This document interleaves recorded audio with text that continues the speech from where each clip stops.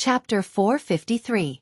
His beautiful superior had recently discovered that Li Wangyu had been acting all mysterious and busy, traveling between Chang'an City and Dingzhou Village from time to time. She asked out of curiosity, but Li Wangyu refused to answer and only said that he was preparing a gift for Yu Shernan. Hee, it's a secret.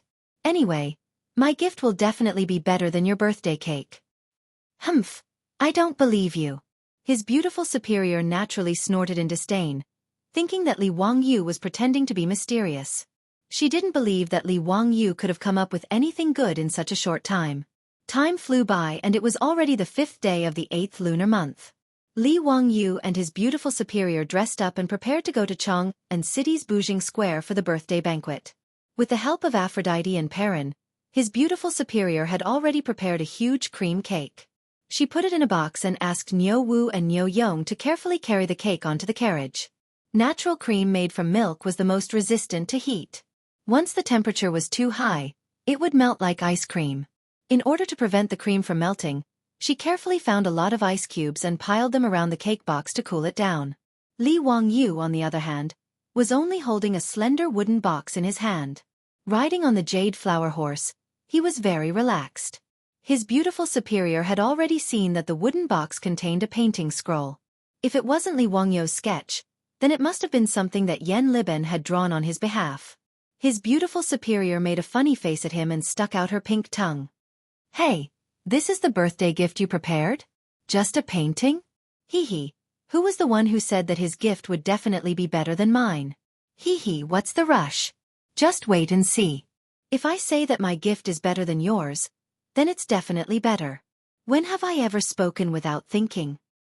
Oh, is that so? I heard that someone named Carpenter Lu's grandson Lu Dehua Lu. Does that count as speaking without thinking? His beautiful superior winked at Li Wangyu mischievously. Her words made Li Wangyu's face turn red. F***ck. Didn't I blurt it out because of Carpenter Lu's questions that day? The fact that he didn't name Carpenter Lu's grandson Lu Jin was already very kind to him. Let's go. It's getting late. Take the carriage. Be careful of the cake. We have to let Niu Yong walk slower. Li Wangyu quickly changed the topic. The beautiful boss raised her head smugly and beckoned Aphrodite and Perrin to get into the car. Today, the two of them, as the personal attendants of their beautiful superior, were brought along to the Yu residence to have some fun. Avro and Perrin often went to work in Chang'an with their beautiful boss, so they naturally knew Madame Yun. The two brothers, Niu Wu and Niu Yong, escorted Li Wangyu and the three women and set off for Chang'an City. When they arrived at Buzheng Fang, the place was already filled with all kinds of carriages and horses. It was Yu Shernan's 70th birthday, and the guests who came to wish him well were as numerous as the clouds. The beautiful superior's four-wheeled carriage could hardly move, so she had no choice but to get off and walk. As for the huge cake box, it was carefully carried by the Niu brothers to the Yu residence. Today, the gates of the Yu residence were all open to welcome the guests. Li Wangyu immediately saw Yang Quan and Yu Chang standing at the entrance to welcome the guests. Haha, younger brother Zio, you're finally here. Teacher has asked several times if you've arrived. Yang Quan immediately cupped his hands in greeting when he saw Li Wangyu. Yu Chang also bowed to Li Wangyu. Thank you, County Count Hu, for coming to celebrate my lord's birthday. Please take a seat in the central room. Brother Jingming is too polite. These are the women of my residence. They were invited by Brother Jingming's wife to celebrate Duke Yu's birthday. Li Wangyu hurriedly introduced his beautiful superior to Yu Chang. The two sides exchanged greetings for a while before they were welcomed into the residence. The beautiful superior, Aphrodite, and Perrin were naturally received by Madame Yun, who led them to a small sitting room at the side of the main hall. The small sitting room was separated from the main hall by a curtain, so it was actually very transparent. Meanwhile, Li Wangyu was politely invited into the main hall of Yu Mansion by Yu Chang. Brat, why are you so late? Come and drink. As soon as Li Wangyu entered the main hall, he heard Chang Yaojin's hoarse voice and subconsciously wanted to turn and run. Fortunately, he immediately reacted. This was not Duke Lu's residence, but Yu Shernan's birthday banquet. Cheng Yaojin wouldn't be too presumptuous, right? This nephew greets Uncle Cheng. Li Wangyu hurriedly bowed to Cheng Yaojin and winked at the three brothers beside him as a greeting. Brat, Why don't you come to my residence to drink? I haven't thanked you for winning the gold yet. Cheng Yaojin laughed. Li Wangyu was speechless. Damn, are you going to thank me? You're clearly planning to repay kindness with enmity. If he went to Duke Lu's residence to drink, Li Wangyu suspected that he would die of alcohol poisoning sooner or later. Li Wangyu didn't dare to say anything. He hurriedly used the excuse of going to greet the others and stayed far away from Cheng Yaojin. Today, Yu Chang's main hall was filled with familiar faces. Li Wangyu even had an illusion that Chong Chao from Taiji Palace had been brought here. A room full of big shots, all of them high-ranking officials of the imperial court. As one of the 18 scholars of the Duke of Qin's residence, Yu Shernan was very familiar with Pai Lupi's trusted ministers. They had all been officials of the imperial court for many years. Today was Yu Shernan's 70th birthday, so how could these big shots not personally come to congratulate him? Li Wangyu's status wasn't low, but he was the youngest. He could only hurry forward and greet these big shots one by one. After a round of greetings, Li Wangyu felt that he couldn't straighten his back. Not only were almost all of the big shots of the imperial court present, but even Li Wangyu's group of bad friends were present. They had all followed their fathers to Yu Chang's residence to give birthday greetings. When they saw Li Wangyu, they all winked at each other. It was very lively. What surprised Li Wangyu was that the patriarchs of the 5 surnames and 7 looks had also come today. He didn't know that Yu Yao's Yu clan was also one of the aristocratic families. However, Yu Shernan was more politically inclined towards Pai Lupi. He was Pai Lupi's trusted minister and one of the future 24 meritorious officials of Lingyan Pavilion. When Wang Renyu saw Li Wangyu, his expression turned cold. However, it wasn't good for him to flare up. He snorted coldly and no longer looked at him. On the other hand, a young man beside Wang Renyu was glaring at Li Wangyu provocatively. Brother Yai, who's the one glaring at me? Li Wangyu curiously asked Fang Yai. He's the second son of Taiyuan Wang clan's Wang Ziyu. His elder brother is that bastard Wang Ziqiao. He's not much different from his elder brother. He's also a bastard. Hee Zio. It seems that he's very unhappy with you after you won so much money from Taiyuan Wang clan. Li Wangyu curled his lips in disdain. So what if he's unhappy? Is he going to bite me? I like to see this kind of person the most. He's clearly unhappy with me, but he can't do anything about it. Haha, Zio, you're so bad. Fang Yai laughed heartily. He kept patting Li Wangyu's back with his palm. Today, the Yu clan was celebrating the closing of the Yu clan. Just as the main hall was bustling with noise and excitement, Li Wangyu was surprised to see another familiar figure enter the hall. Damn, Pai Lupi actually came in person. Tiske. Yu Shernan really has a lot of face. Seeing Pai Lupi come in person, the main hall was once again bustling with noise and excitement. Everyone stepped forward to greet him. Everyone, there's no need to be so courteous. Today, I'm also here to celebrate Duke Yu's birthday. There's no need to be so formal. Pai Lupi smiled and waved at everyone. When Yu Shernan received the news, he immediately rushed to the main hall. This old subject greets your majesty. Duke Yu, there's no need to be so courteous. Yu Chong, quickly help your lord up. Pai Lupi hurriedly stopped Yu Shernan from greeting him. Duke Yu, I wish you a long life, as long as the South Mountain, as long as the East Sea, and as many children and grandchildren as possible. Thank you, your majesty. Please take a seat. After the commotion, everyone finally sat down again. With the arrival of the sage, the Yu clan became even livelier. Chapter 454. When Pai Lupi saw Li Wangyu, he gestured for him to sit next to him.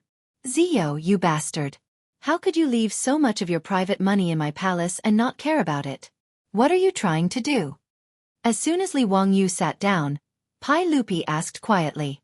Ever since Li Wangyu moved the 3 million caddies of money into Tai Chi Palace, he hadn't asked about it. This made Pai Lupi very depressed. Now that he finally caught him, how could he not ask him? I've been busy preparing a congratulatory gift for Duke Yu these few days and forgot about this matter. I'll tell you about it later. It's a good thing. What good thing? Tell me. Pai Lupi wasn't going to let him go. It's turning your money into official money. Are you interested? Li Wangyu laughed. Pai Lupi glared at him and planned to ask more questions. But it was already time for the birthday celebration. The guests had already begun. Pai Lupi could only give up for now. He planned to ask Li Wangyu later. In the main hall of Yu Manor, Yu Shernan was wearing new clothes and a red ribbon. He sat facing the south, ready to receive the congratulations and bows of his relatives and juniors. The birthday celebration began. His eldest son, Yu Chong, lit the birthday lantern. The lantern was made of red candles. The god of longevity would light one every 10 years. There were a total of 7 red candles, similar to the birthday candles of modern times. There was a master of ceremonies. Yu Shernan's children and grandchildren walked into the hall in order of seniority. Yu Shernan had a son and a daughter. His daughter, Yu Xiaoyao, was already married. Today, she brought her children home to celebrate her father's birthday. Yu Shernan's older brother, Yu Shiji, was killed by Yuan Huaji 10 years ago during the chaos of the Sui dynasty. However, he left behind 4 sons, all of whom were married and had families. As the head of the Yu Yao Yu clan, Yu Shernan was celebrating his birthday today. Naturally, these juniors had to come and kowtow to congratulate him and present their gifts. This was Li Wangyu's first time seeing a Tang celebrate a birthday, and he was all smiles as he watched, finding it extremely amusing. After Yu Shernan's relatives and juniors had finished paying their respects, it was now the turn of the guests. Li Wangyu suddenly realized that this birthday celebration seemed to have become a way for the aristocratic families to flaunt their wealth. Every time a guest presented a gift to Yu Shernan, there would be an MC loudly announcing the list of gifts. To give a gift, there must be a gift list. To receive a gift, there must be a gift account. Actually, Yu Shernan didn't accept all the gifts that were sent to him. According to custom, most of the time, the owner would accept a few items and return a few items. The gift list was marked with "respectfully received," which meant that the owner had accepted it. On the other hand, those who wrote "thank you" were returning the guests. After the gift list was marked by the owner, it had to be returned to the original owner as proof of receiving the gift. The gift account was naturally used by the owner to record the gift so that the owner could return the gift after the event. If the gift giver couldn't attend in person due to other matters, he would send someone to deliver the gift along with his name card. This was equivalent to him personally delivering the gift. As long as Yu Shernan nodded to accept the gift, there would be servants of the Yu residence who would bring the dazzling gifts into the main hall to display to the guests present. Many of the gifts given by the aristocratic families were all priceless treasures. Li Wangyu couldn't help but click his tongue when he saw this. He felt that he was a rich man now, but compared to the gifts given by the aristocratic families, he seemed to be very poor. Li Wangyu cursed inwardly. No wonder Yang's was said that his teacher was rich. Just these congratulatory gifts, if converted to copper coins, would be worth tens of thousands of strings of coins. In fact, this wasn't Yu Shernan showing off. This was the custom of the Tang dynasty, and the old man couldn't do anything about it. Yu Shernan even had a headache. Since ancient times, China had been particular about it's impolite not to reciprocate. Returning the gift was also a troublesome matter. The Wang clan of Taiyuan sends a 3-foot Langxian tree. When the master of ceremonies read out the gift list, his voice couldn't help but raise a few notches. It attracted the attention of everyone in the noisy main hall. When Pai Lupi heard this, he couldn't help but grit his teeth and murmured, "This Wang clan of Taiyuan is really generous. They're willing to give such a treasure as a gift?" Li Wangyu didn't quite understand. He couldn't help but ask in a low voice, "Uncle, is the gift given by the Wang clan of Taiyuan to Yu Gong very precious?" Pai Lupi rolled his eyes at him. "You don't even know about the Langxian tree? It's also called the pearl tree. It's produced in Mount Panglai and is shaped like a coral. Its texture is like a branch of ginger, and when hit, it will produce the sound of metal and stone. The Langxian tree is even more precious than a coral. Moreover, a 3-foot-tall Langxian tree is even more precious. It can be said to be priceless." When Li Wangyu heard Pai Lupi's words, he suddenly remembered an ancient poem about the Langxian tree. For example, the Langxian tree is not a tree in the mortal world. Where is the phoenix in the morning sun? There was also a poem by Du Fu. Knowing that the Lord's plan will grow, the Ganoderma Langxian tree will grow day by day. The Langxian tree alongside the Ganoderma Langxian tree should be the Langxian tree given by the Wang clan of Taiyuan, right? Wasn't that the legendary immortal tree? Could it be that it really existed? When Yu Shernan heard the master of ceremonies read out the gift list and heard that it was a gift from the Wang clan of Taiyuan, he couldn't help but stand up and cup his hands towards Wang Renyu. Lord Wang, this gift is truly too precious. This old man is ashamed to accept it. Lord Wang, please take it back. This old man appreciates this gift in his heart. Thank you. Wang Renyu also stood up and laughed heartily. Lord Yu, what are you saying? How can you take back a gift that has already been given? This. Yu Shernan was somewhat hesitant. The Langxian tree given by the Wang clan of Taiyuan was truly too precious. A 3-foot-tall Langxian tree might be able to sell for 10,000 taels of gold. The value of this gift was truly too great. Although the gifts given by the many guests today were valuable, most of them were only worth 100 strings of copper coins. Dukes like Chang Yaojin had given gifts worth 1,000 strings of copper coins, which was already very precious. However, the Taiyuan Wang clan had given a gift worth 10,000 taels of gold. How could Yu Shernan not feel conflicted? Seeing Yu Shernan's hesitation, before Wang Renyu could say anything, his second son Wang Ziyu suddenly spoke up. Lord Yu, this Langxian tree was specially chosen by our lord for you. Please accept it, Duke Yu. Otherwise, if word gets out, won't others think that our Taiyuan Wang clan of Taiyuan can't even afford to give out gifts? If we give you something that looks good to fool you, then our Taiyuan Wang clan's face will be completely lost. His words were extremely impolite. It was as if Yu Shernan's refusal to accept the Taiyuan Wang clan's gift was looking down on them. Yu Shernan was taken aback when he heard this. Why did Wang Renyu's second son speak so harshly? Wang Renyu didn't take it to heart. He smiled and said, My son is young and doesn't know how to speak properly. Please don't blame him, Lord Yu. Please don't be so courteous and accept this Langxian tree. Young your sister. Li Wangyu was also displeased by Wang Ziyu's impoliteness. He cursed inwardly, Wang Ziyu in his 20s. Wang Renyu, you have the nerve to call him young? I'm the one who's called young, all right? However, Li Wangyu's displeasure was one thing. Today was Yu Shernan's birthday banquet. He naturally couldn't disrupt Yu Manor's joyous occasion. He could only curse silently. Seeing the Wang father and son's attitude, Yu Shernan could only smile and nod. He thanked Wang Renyu again and accepted the gift. Seeing Yu Shernan accept the gift, Yu Manor's servants carefully carried the Langxian tree gifted by the Taiyuan Wang clan into the main room and displayed it for everyone to see. The Langxian tree was shaped like a coral, but under the illumination of the lights in the main hall, it sparkled with jewels. Li Wangyu was stunned by the sight of it. He hadn't seen this object in his previous life, whether in museums or on the internet.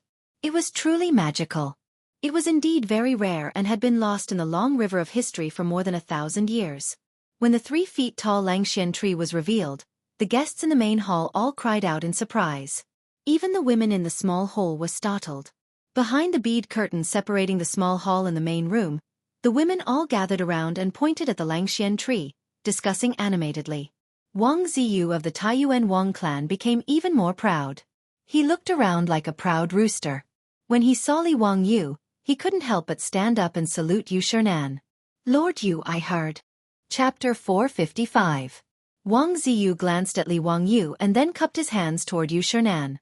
Duke Yu, I heard that County Count who has also prepared a congratulatory gift for Duke Yu's birthday. A few days ago, our Taiyuan Wang clan lost 50,000 taels of gold to County Count who, allowing him to make a fortune. Even though our Taiyuan Wang clan has lost so much money, we still have to give you a generous gift to celebrate your 70th birthday. Presumably, the gift that County Count who has prepared for you today should be even more extraordinary, right? Why don't we let County Count who give you his birthday first so that we can broaden our horizons and listen to County Count who's gift list? His words caused the noisy hall to quiet down a little. What was the Taiyuan Wang clan planning? Were they planning to humiliate County Count who? Everyone present knew of the conflict between the Taiyuan Wang clan and County Count who.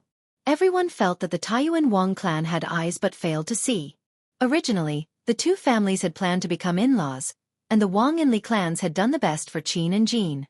But in the end, Li Zhou had only been dead for a year, and County Count who was still a nobody. But the Taiyuan Wang clan impatiently came to cancel the engagement. The Taiyuan Wang clan had paid a compensation of more than 100 taels of gold to force County Count who to cancel the engagement. This matter was despised by all the noble clans and nobles of Chong'an. But no one had expected that after the Taiyuan Wang clan cancelled the engagement, in just a few short months, Li Wangyu would soar into the sky.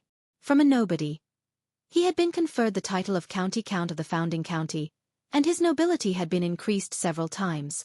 Now, County Count who was in the heart of the emperor, and his talent was on full display. In Chong'an, every noble family with a young lady of the right age would want to marry this young county earl, who was the first county earl of the country. Now the Taiyuan Wang clan had made themselves the laughingstock of Chong'an, and yet they were still entangled with County Count Hu. It was truly despicable. When the Count of Hu County won 50,000 taels of gold from the Taiyuan Wang clan, everyone felt that the Taiyuan Wang clan deserved it. Since your family's casino dares to open a bet and dare to accept the bet, then you have to accept your loss. The second son of the Wang clan, Wang Ziyu, saying these words at this time was rather petty. Everyone was well aware of the meaning behind Wang Ziyu's words. Wasn't it because their Taiyuan Wang clan had sent a great gift today, and wanted to use it to humiliate Li Wangyu? However, among all the people who came to celebrate Yu Shernan's birthday, which family could present a more valuable gift than the one from the Taiyuan Wang clan? Moreover, Li Wangyu was not the only one who had won gold in the hall of Yu Mansion. Chang Yaojin, Chai Linggu, Yuqi Jingda, these big shots, had also ruthlessly bitten off a piece of meat from the aristocratic families. Wang Ziyu's words were too offensive. All the big shots present showed displeasure, feeling that this second son of the Wang clan was too frivolous. However, due to their status, it was inconvenient for them to get angry with this junior, so they could only pretend that they didn't hear anything.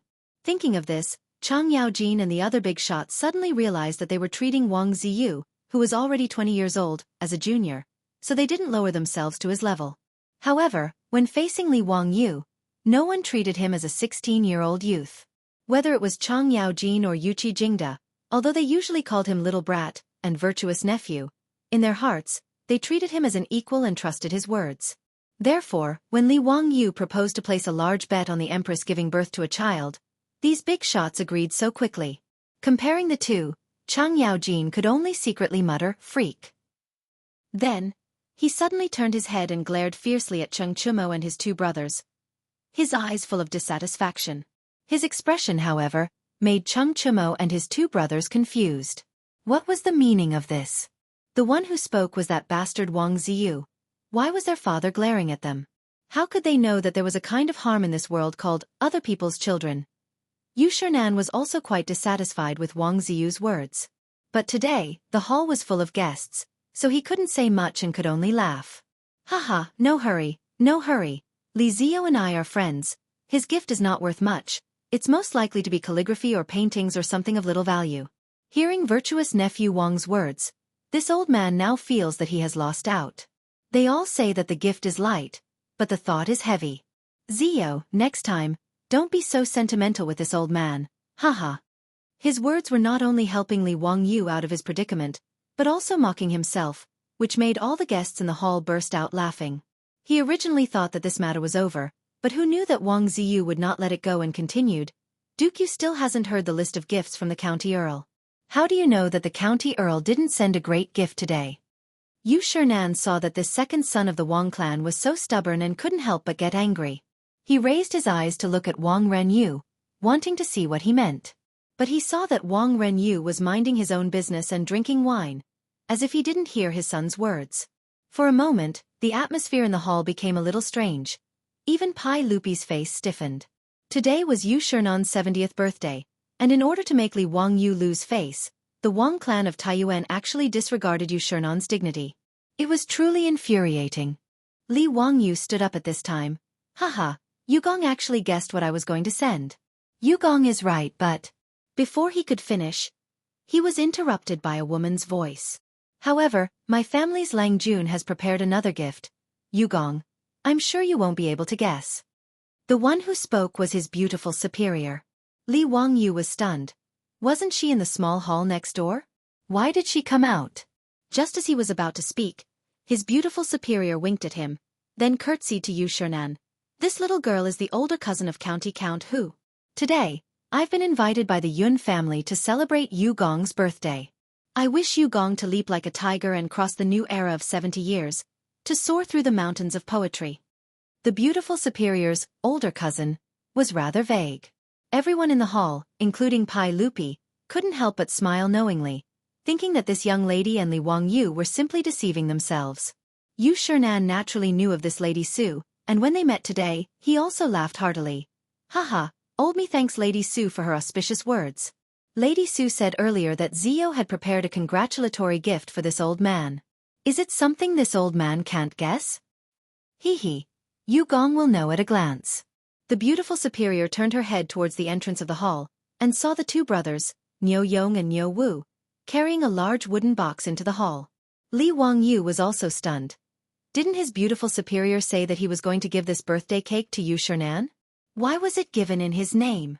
He immediately reacted. This beautiful superior was angry with Wang Ziyu's words just now, and was afraid that he would lose face in front of everyone, so she said this. After thinking this through, Li Wangyu's gaze towards his beautiful superior became even more tender. The congratulatory gift from County Count who was directly carried into the hall by his own troops, and this was beyond everyone's expectations. There wasn't a list of gifts, and Yu Shernan didn't agree to accept this gift, so why was it carried in? This was against the rules. Yu Shernan smiled mischievously. Lady Su, are you sure that old me will accept this gift? The beautiful superior smiled and nodded. Hee. Yu Gong will definitely accept this gift. Oh, you're that confident? Then bring it out for everyone to see. This old man wants to see what kind of congratulatory gift Ziyu has prepared for this old man. Since Yu Shernan said this, the others naturally didn't have any objections. They all cast curious gazes towards the wooden box carried by the Li family's troops. Chapter 456. The huge wooden box was very ordinary. It was about 1 meter square and was square in shape. There were many ice cubes on top of the wooden box. This caused everyone, including Li Er and Yu Shernan, to be inexplicably surprised. No one understood why the gift was covered with ice cubes. Could it be a freshwater fish that Huxian County Count fished out from the river? Or was it a lychee from Yizhou?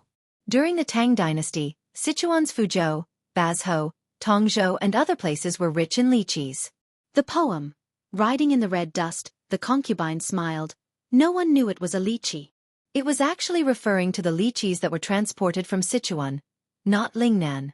At that time, Tang Xuanzong had ordered people to build a road from Peizhou to Chang'an to transport lychees. It was also called the Lychee Road. If it was lychees, it was rare. Especially during the early Tang dynasty, even Pai Lupi could not eat fresh lychees. However, it was only rare. Compared to the 3 feet tall Langxian tree that the Wang clan of Taiyuan gave, it was nothing special. Seeing the big wooden box, Wang Ziyu could not help but show a mocking expression. He was already thinking about how to mock Li Wangyu for being stingy. He wanted to make him lose face in front of everyone. Inside the wooden box was the birthday cake made by his beautiful boss. Because there would be many guests at the birthday banquet, if the cake was too small, it would not be enough for everyone. Their beautiful boss spent a lot of effort to make such a big birthday cake as a gift. The two brothers, Niu Yong and Niu Wu, hated the birthday cake very much. They had already tasted the cake. It was very delicious and could be said to be the best in the world. However, the process of making the cake was like a nightmare to the two brothers. There was no other reason than that there were no mechanical devices in the Tang dynasty. The cream used to make the cake had to be spun and stirred continuously. In the future it was simple. A few hundred yuan electric mixer could solve the problem. However, to make the cream now it was all manual labor. The thought of stirring more than 10 kilograms of milk with a paddle made one's scalp tingle. Even strong men like the Niu brothers almost dislocated their hands because they had to whip the cream. Therefore, the Niu brothers both loved and hated this birthday cake. Li Wangyu leaned close to his beautiful boss's ear and whispered, "Chongqing, what are you doing? Hee, are you afraid that I'll lose face?" The beautiful superior rolled her eyes at him. "Humph, you're so stubborn. I couldn't stand that Taiyuan Wang clan's arrogance. Wasn't it just a precious gift? What's the big deal? At least, no one in the Tang dynasty has ever seen the birthday cake I made." Li Wangyu's heart was naturally warmed by his beautiful superior's protectiveness. If it weren't for the fact that they were in public, he would have hugged her and kissed her passionately. Removing the ice covering the outside, the wooden box containing the cake was carefully opened by the Niu brothers, revealing the true face of the birthday cake. When the huge cream cake was displayed in front of everyone was stunned. What was that? The people present could be said to be the most distinguished and knowledgeable group of people in the Tang dynasty, but none of them had ever seen this thing in front of them. This object was very big, flat, and round. Its entire body was pure white, and it looked a bit like white marble. There were many patterns on it, and it was very exquisite. Especially the huge longevity peach on the cake, which was even more eye-catching. The meaning of the birthday celebration was self-evident. There was also a birthday poem written on Noda's cake. Yu Shernan leaned closer to take a closer look and murmured the poem. More than 70 years have been a dream. The morning comes, the birthday comes, the children and grandchildren come. Worries are gone, no pain. The heart is unmoved. There is 1,000 pounds of weight here. Early years for the world to use. Middle-aged Zen doubts the heavens. When the stone tower is built, there is not a crack. Who will share it? Send it to heaven and earth. Good poem. Zio, is this your new work? Yang Quan clapped his hands and applauded. The guests also praised. Yu Shernan was so excited that his beard trembled. He couldn't help but cry as he recited the poem. Wasn't this phrase describing Yu Shernan's entire life? Zio, you really know me well. Just based on this poem alone, this gift is the best this old man has seen today. With much difficulty, Yu Shernan was finally able to wipe away his tears under Yu Chang's coaxing. He held Li Wangyo's hand tightly as he spoke. This made Li Wangyu feel a little embarrassed. Hee, I didn't expect that plagiarizing a poem would make Yu Shernan so excited. Suja's poem, The Fisherman's Pride. Happy birthday to his disciples, on the cake was obviously plagiarized by Li Wangyu. His beautiful boss asked him to write a birthday poem on the cake, so he copied the poem by Su Zhe, one of the 3 Sus. It was quite suitable for the occasion, and it made the old man very excited. Li Erma carefully savored this poem and nodded his head repeatedly. Zio, this poem of yours really sums up Duke Yu's entire life. Kong Ingda, Lu Quan, Dai Zhou, and the other scholars all praised the poem after reading it. In the hall, everyone's praise made Wang Ziyu's expression change. Especially when he heard Yu Shernan say that this was the best gift he had seen today, his expression became even uglier. He couldn't help but ask in a loud voice. Dare I ask County Earl what is this gift? It's a big white piece of cake. Is it just to write a birthday poem? The words are really not very well written. Wang Ziyu's words were a bit of a wet blanket. Many guests secretly shook their heads. They felt that Wang Runyo's poem was really ignorant and incompetent. But although Wang Ziyu's question was rude, it was indeed what many people were thinking. Up until now, no one had figured out what the congratulatory gift from County Count was. If it was a birthday poem, shouldn't it be written on paper, framed, and sent out? What was this big white piece of cake in front of them? Li Wangyu didn't get angry. He chuckled at Yu Chong. Brother Jingming, can I trouble you to bring me a clean saber and have your servants prepare some bowls and plates? His words made everyone even more confused. Why did he suddenly want a saber? County Earl what do you want a saber for? Yu Chong didn't understand and asked. To divide and eat it. What? Zio, don't mess around. Li Er, who was at the side, could not help but say, this is food? It looks like jade, but it's not jade. Although I can't tell what it's made of, how can this be food? All the guests, including Yu Shernan, were stunned by Li Wangyo's words. Was such a beautiful object meant to be eaten? Only Wang Ziyu laughed out loud. He said with a mocking tone, County Earl you only gave Duke Yu food for his 70th birthday? I've long heard that County Earl is good at making money. Now it seems that it's true. You're too thrifty. He was mocking Li Wangyu for being stingy. It was Yu Shernan's 70th birthday and the County Earl gave him some worthless food. It was really laughable. Li Wangyu ignored Wang Ziyu and pretended not to hear his mockery. He smiled and cupped his hands towards Yu Shernan and Pai Lupi. Duke Yu, uncle, this is really food. I call it a birthday cake. It's eaten on the day of one's birthday. Oh, it's really food? Then why is it eaten on the day of one's birthday? What do you mean? What is a cake? Is it a steamed biscuit? Pai Lupi asked curiously. Pai Lupi's question made Li Wangyu dumbfounded. He had never thought about this question before. In his previous life, people were used to eating cake on their birthdays. But why eat cake? He had never thought about it before. Yes, why must it be eaten on the day of one's birthday? Why is it called a birthday cake? It seemed that birthday cakes were introduced to China from the West after the 1911 revolution. Its origin was probably related to the legends of the West. Since ancient times, people in China had the custom of eating longevity noodles on their birthdays in hopes of living a long life. There was also the custom of eating boiled eggs. Peeling off the shell symbolized the removal of the bad past and a new beginning. But how should he explain the birthday cake made by his beautiful boss? He couldn't help but look at his beautiful boss. He saw that his goddess was also dumbfounded. Obviously, she hadn't thought about this either. Chapter 457. Faced with Pai Lupi's question, Li Wangyu could only roll his eyes and rack his brain to make up a story. This birthday cake is round and symbolizes the sun and the moon. It means that it is as permanent as the moon, as rising as the sun, and as long as the South Mountain. Therefore, it must be eaten on the day of the birthday. The sweat on Li Wangyu's forehead was about to drip down. Only then did he come up with such an unreliable explanation. Fortunately, neither Yu Shernan nor Pai Lupi bothered with this question. After realizing that he and his beautiful boss had almost made a mistake due to the customs of the future, Li Wangyu did not dare to light or blow out the candles. Those were Western traditions, which were different from Huaxia traditions. Since ancient times, people in Huaxia had used the saying, dying of old age, or dying is like a lamp going out, to describe people dying of old age. When using candles, they would use scissors to cut them out instead of blowing them out. Blowing out the candles was not a good sign in Huaxia. If Li Wangyu followed the example of the future and asked Yu Shernan to light the candles on the cake and then blow them out with a wish, he would be asking for trouble. Wouldn't that be the same as cursing Yu Shernan? Li Wangyu would not do such a stupid thing. Soon, a servant of the Yu mansion brought a long knife. Li Wangyu presented it to Yu Shernan with both hands.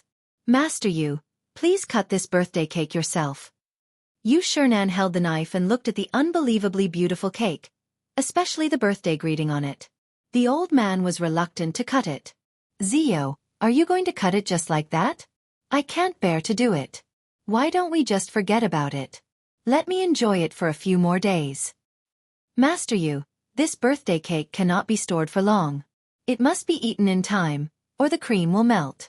It has been covered with ice to prevent the cream from melting. After being persuaded, Yu Shernan had no choice but to raise the knife. With Yu Chang's help, he began to cut the cake. Then, he asked the servants of the Yu mansion to distribute the cake to the guests. The cake was delicious. Even in the future, people who were used to eating all kinds of delicacies still liked it very much, let alone the Tangs who were tasting cake for the first time. Historians of later generations once joked that the reason why the Tang dynasty was the Tang dynasty was because they liked to eat candy. Of course, this was a joke, but the Tangs really liked all kinds of desserts. Especially in the early Tang dynasty, the technology of making cane sugar had just been introduced. Sugar was still a luxury in the Tang dynasty, and was even more sought after by the nobles. When the guests received the plates of cakes delivered by the maid-servants of Yu Mansion, they hesitated for a moment before picking up their spoons, scooping out a piece of cake and putting it into their mouths. The rich milky fragrance was soft and tempting in the mouth. It had a unique flavor that was unforgettable. There was no need to chew at all. It melted in the mouth, leaving a faint fragrance between the lips and teeth. Savoring the aftertaste, the thick aroma of the cream swirled in his mouth, sweet and fragrant. The birthday cake carefully made by the beautiful boss instantly conquered everyone present. For a moment, the hall of Yu Mansion quieted down. No one spoke. There was only the sound of wolfing down food and the clatter of spoons against plates. Even Wang Renyu and his son Wang Ziyu, who had been looking down on Li Wangyu, did not bother to find trouble with Li Wangyu at this time. Each of them held a plate of cream cake and ate happily. Zio, your birthday cake is really delicious. This old man hasn't had such a good meal in a long time. Thank you, Zio, for making this birthday cake for this old man. This old man likes it very much. Yu Shernan was old. Although he was in good health, he still had some of the problems that old people usually had. For example, teeth falling out, blurred vision, and leg trouble. Although the Tang dynasty also had the technology of embedding false teeth, it was not very useful. Usually, Yu Shernan's diet consisted mainly of soft foods.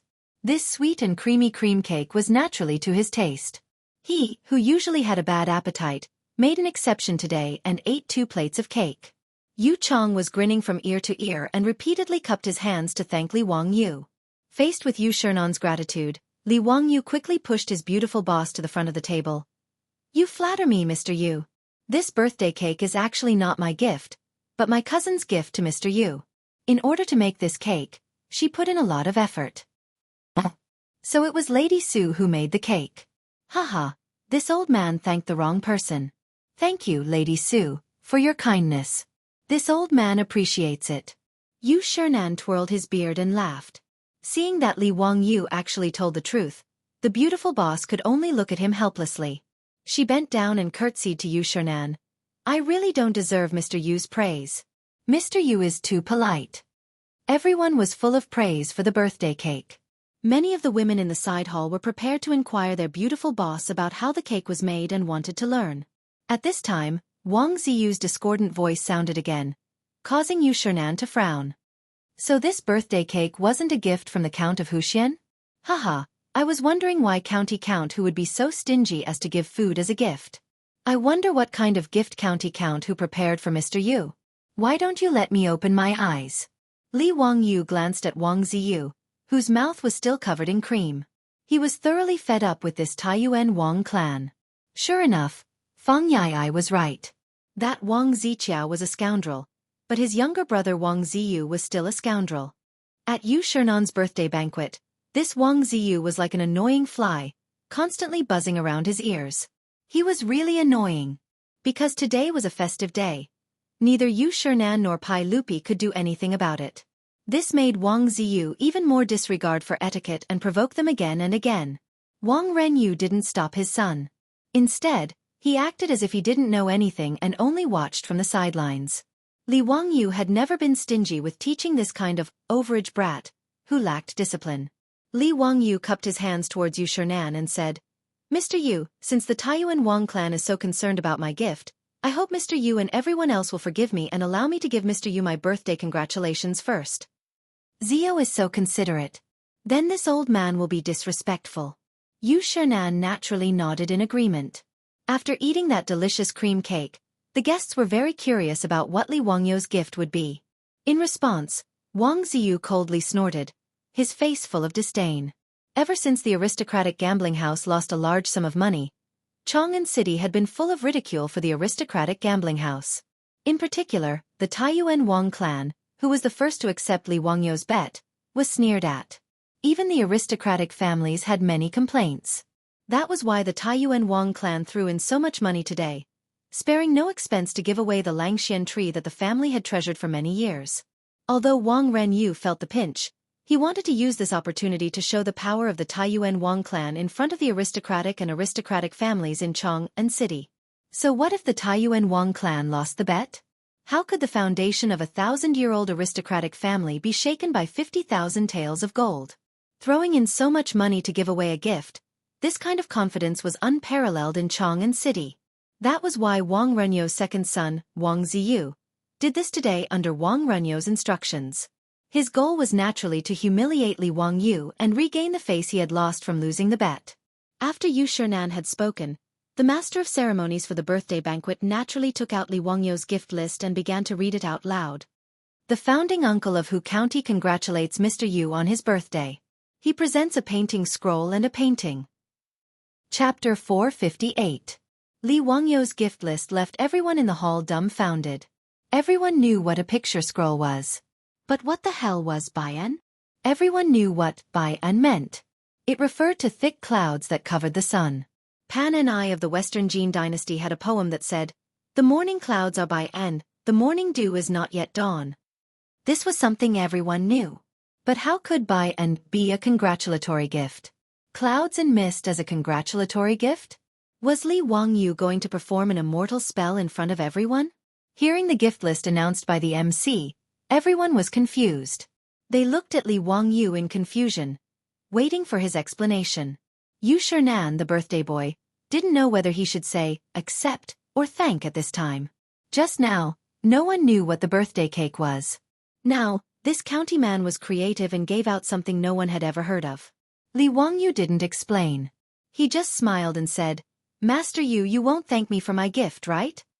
Haha, since it's from Li Wang Yu, this old man will naturally accept it.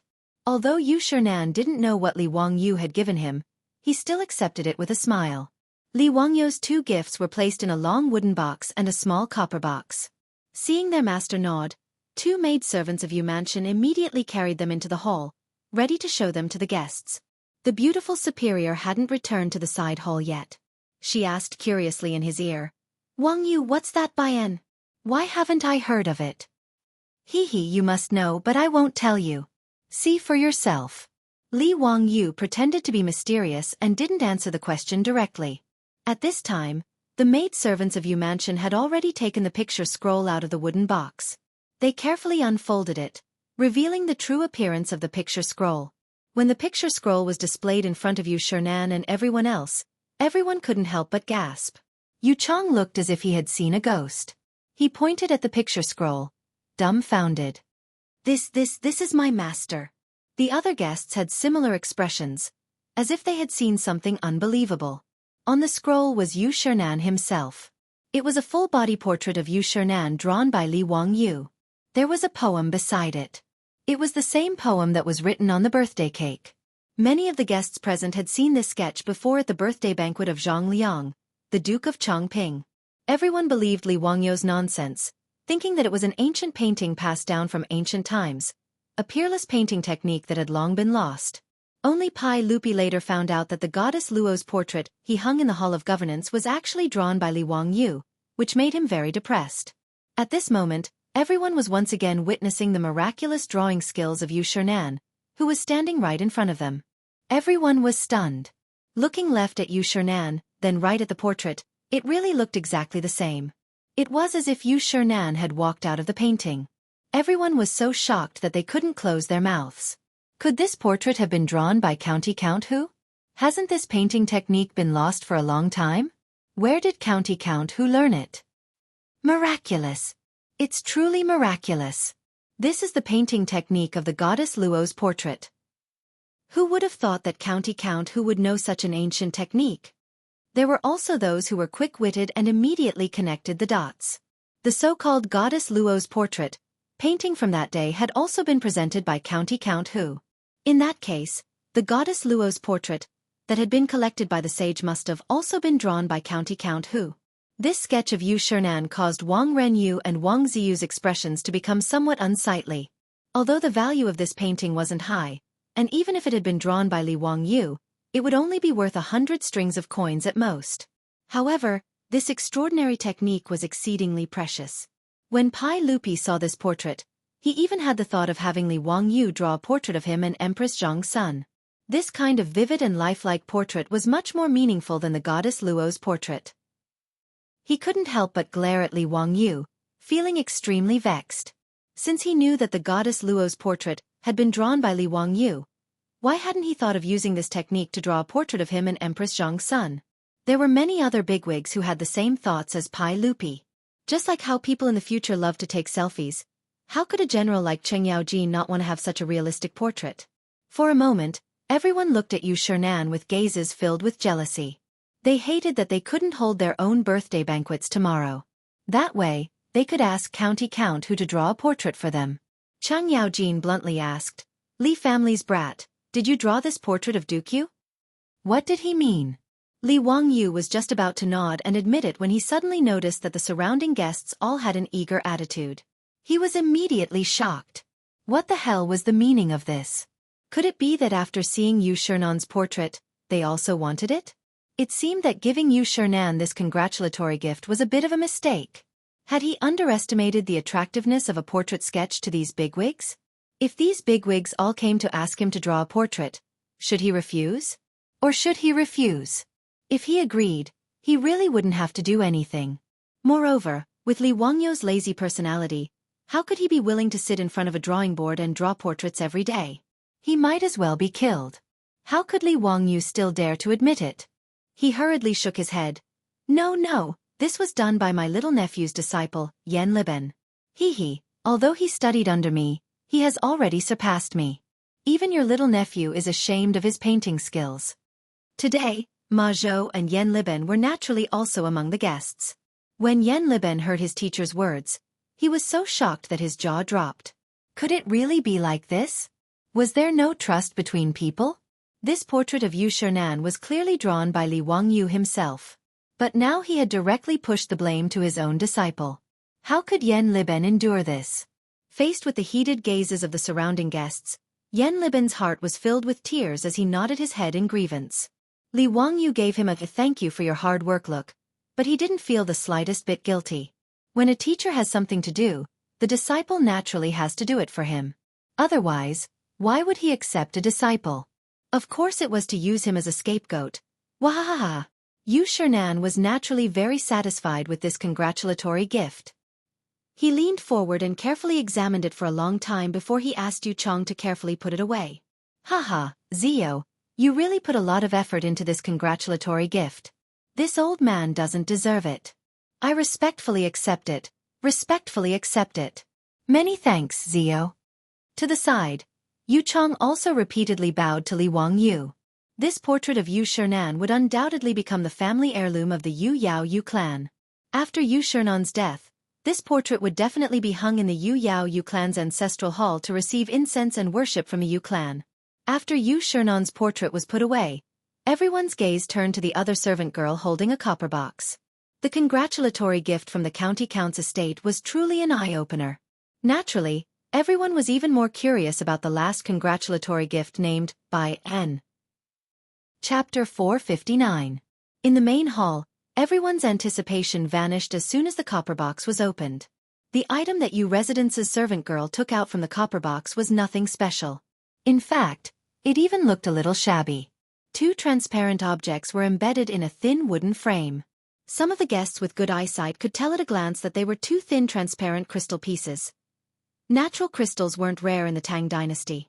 Although it was rare for a craftsman to grind them into thin crystal pieces, it didn't seem that surprising. At the very least, no one could tell the value of this little thing. Was this the so-called buy-in? Everyone looked disappointed when they saw the gift in Yu Residence's servant girl's hand. The second gift from County Count Huxian seemed very ordinary and mediocre. Only the beautiful superior covered her mouth in shock when she saw Li Wangyu's gift. Wangyu, you can actually make glasses? How did you do it? She asked in a low voice. Li Wangyu's second gift was a pair of glasses commonly seen in the future. Li Wangyu smiled proudly and whispered into her ear, "Hee, of course. What do you think? This gift isn't bad, right? It can't compare to your birthday cake, right?" The beautiful superior rolled her eyes at him. She really didn't expect Li Wangyu to be able to make glasses in the Tang dynasty. She had always assumed that glasses couldn't be made before the invention of glass. But in fact, glasses made of polished crystal had appeared a long time ago in ancient China. At the very least, there were records of glasses in the Song dynasty. And in the Ming dynasty, optometry technology was invented. It was possible to make glasses for myopia, hyperopia, and presbyopia. Therefore, it wasn't difficult for Li Wangyu to make glasses with the technology of the Tang dynasty. That day, Li Wangyu was thinking hard about what gift to give Yu Shernan. In a flash of inspiration, he thought of presbyopia glasses. Li Wangyu had noticed before that Yu Shernan's eyes were a little presbyopia due to his old age. When he read an article, he would look very far away. When his grandfather was still alive, he was also like this, so Li Wangyu knew very well that Yu Shernan's eyesight was bad. Presbyopia was not a disease, but a normal physiological phenomenon. The only way to treat presbyopia was to wear reading glasses. Under these circumstances, giving Yu Shernan a pair of reading glasses was obviously the most appropriate choice. Because he had to help Sun Simiao make a microscope, Li Wangyu had to go to a lot of supervisors to grind the lenses for the microscope. The craftsmen who were going to be supervisors now had some experience on how to grind natural crystals and make them into lenses. The microscope hadn't been made yet because the focal length of the convex lens in the microscope had to be constantly adjusted. This was a delicate task. Without any reference, he could only try slowly. However, it was much easier to make reading glasses for presbyopia. Of course, reading glasses also had a certain degree, which Li Wangyu couldn't grasp. He could only have the craftsman grind out several different kinds of convex lenses for him. When the time came, he would let Yu Shernan experiment to see which lens suited him best. The Tangs had naturally never seen glasses before, so they were somewhat disappointed by the glasses that Li Wangyu had given them. Naturally, no one in the crowd thought that these glasses, which were commonplace in the future, were used to adjust one's eyesight. They all thought that it was just a decorative ornament. How could County Count who have the nerve to give away such a small crystal ornament? This was the first reaction of all the guests present. Today was Yu Shernan's 70th birthday, and all the guests who had come were the nobles and aristocratic families of Chang'an. Wasn't County Count who afraid of being ridiculed for giving away such a small toy? Putting aside the priceless Langxian tree that Wang clan of Taiyuan had given away, the other guests had also given gifts of pearls, agate, jade, jewelry, antiques, calligraphy, and paintings. Putting aside how rare these things were, at least their value was there for all to see. Almost none of the gifts were worth less than 100 strings of copper coins. Compared to the birthday cake and the portrait of Yu Shernan that had been given to him by the county magistrate's estate, this little thing was far too shabby. Wang Ziyu had been sullen and silent for a long time. Now that he realized that he had caught Li Wangyu's sore spot, he immediately raised his voice and laughed. Haha, County Count Hu, your crystal ornament is quite exquisite. How many strings of copper coins would you have to spend to buy it? Li Wangyu glanced at him and indifferently replied, That's right. I spent a total of 10 strings of copper coins to make this by N. Speaking of which, 10 strings of copper coins was quite a lot. If he used it to buy cattle, he could buy 2 or 3 of them. But in the eyes of the aristocratic families and the nobles of Chang'an, 10 strings of copper coins was a joke. Wang Ziyu laughed so hard that he rocked back and forth, tears even coming out of his eyes. I'm dying of laughter. County Count who is truly thrifty. Today is Duke Yu's 70th birthday, and the birthday cake you sent over was made by your own residents, and the portrait was drawn by your disciple. Yet you spent 10 strings of copper coins on this by N? SK. You really are extravagant. Wang Ziyu's words made many of the guests frown inwardly. How could one's sincerity be measured only by money when it came to gifting? But when they looked at the crystal ornament in the hands of the Yu residence's maidservant, they didn't know what to say. This gift was indeed a little shabby. Cheng Yaojin and the other big shots who were familiar with Li Wangyu were also secretly blaming Li Wangyu. Yu Shernan's portrait should have been enough. Why did he have to go the extra mile and give this crystal ornament? Originally, everyone had been shocked by the portrait and were looking forward to Li Wangyu's next gift. But in the end, it was a bucket of cold water that had been poured over them. Even the congratulatory gift that he had sent out earlier had dimmed a little. When Yu Shernan saw this, he hurriedly stepped forward to smooth things over. Haha, Zio is too considerate. This old man really likes this by N. I respectfully accept it.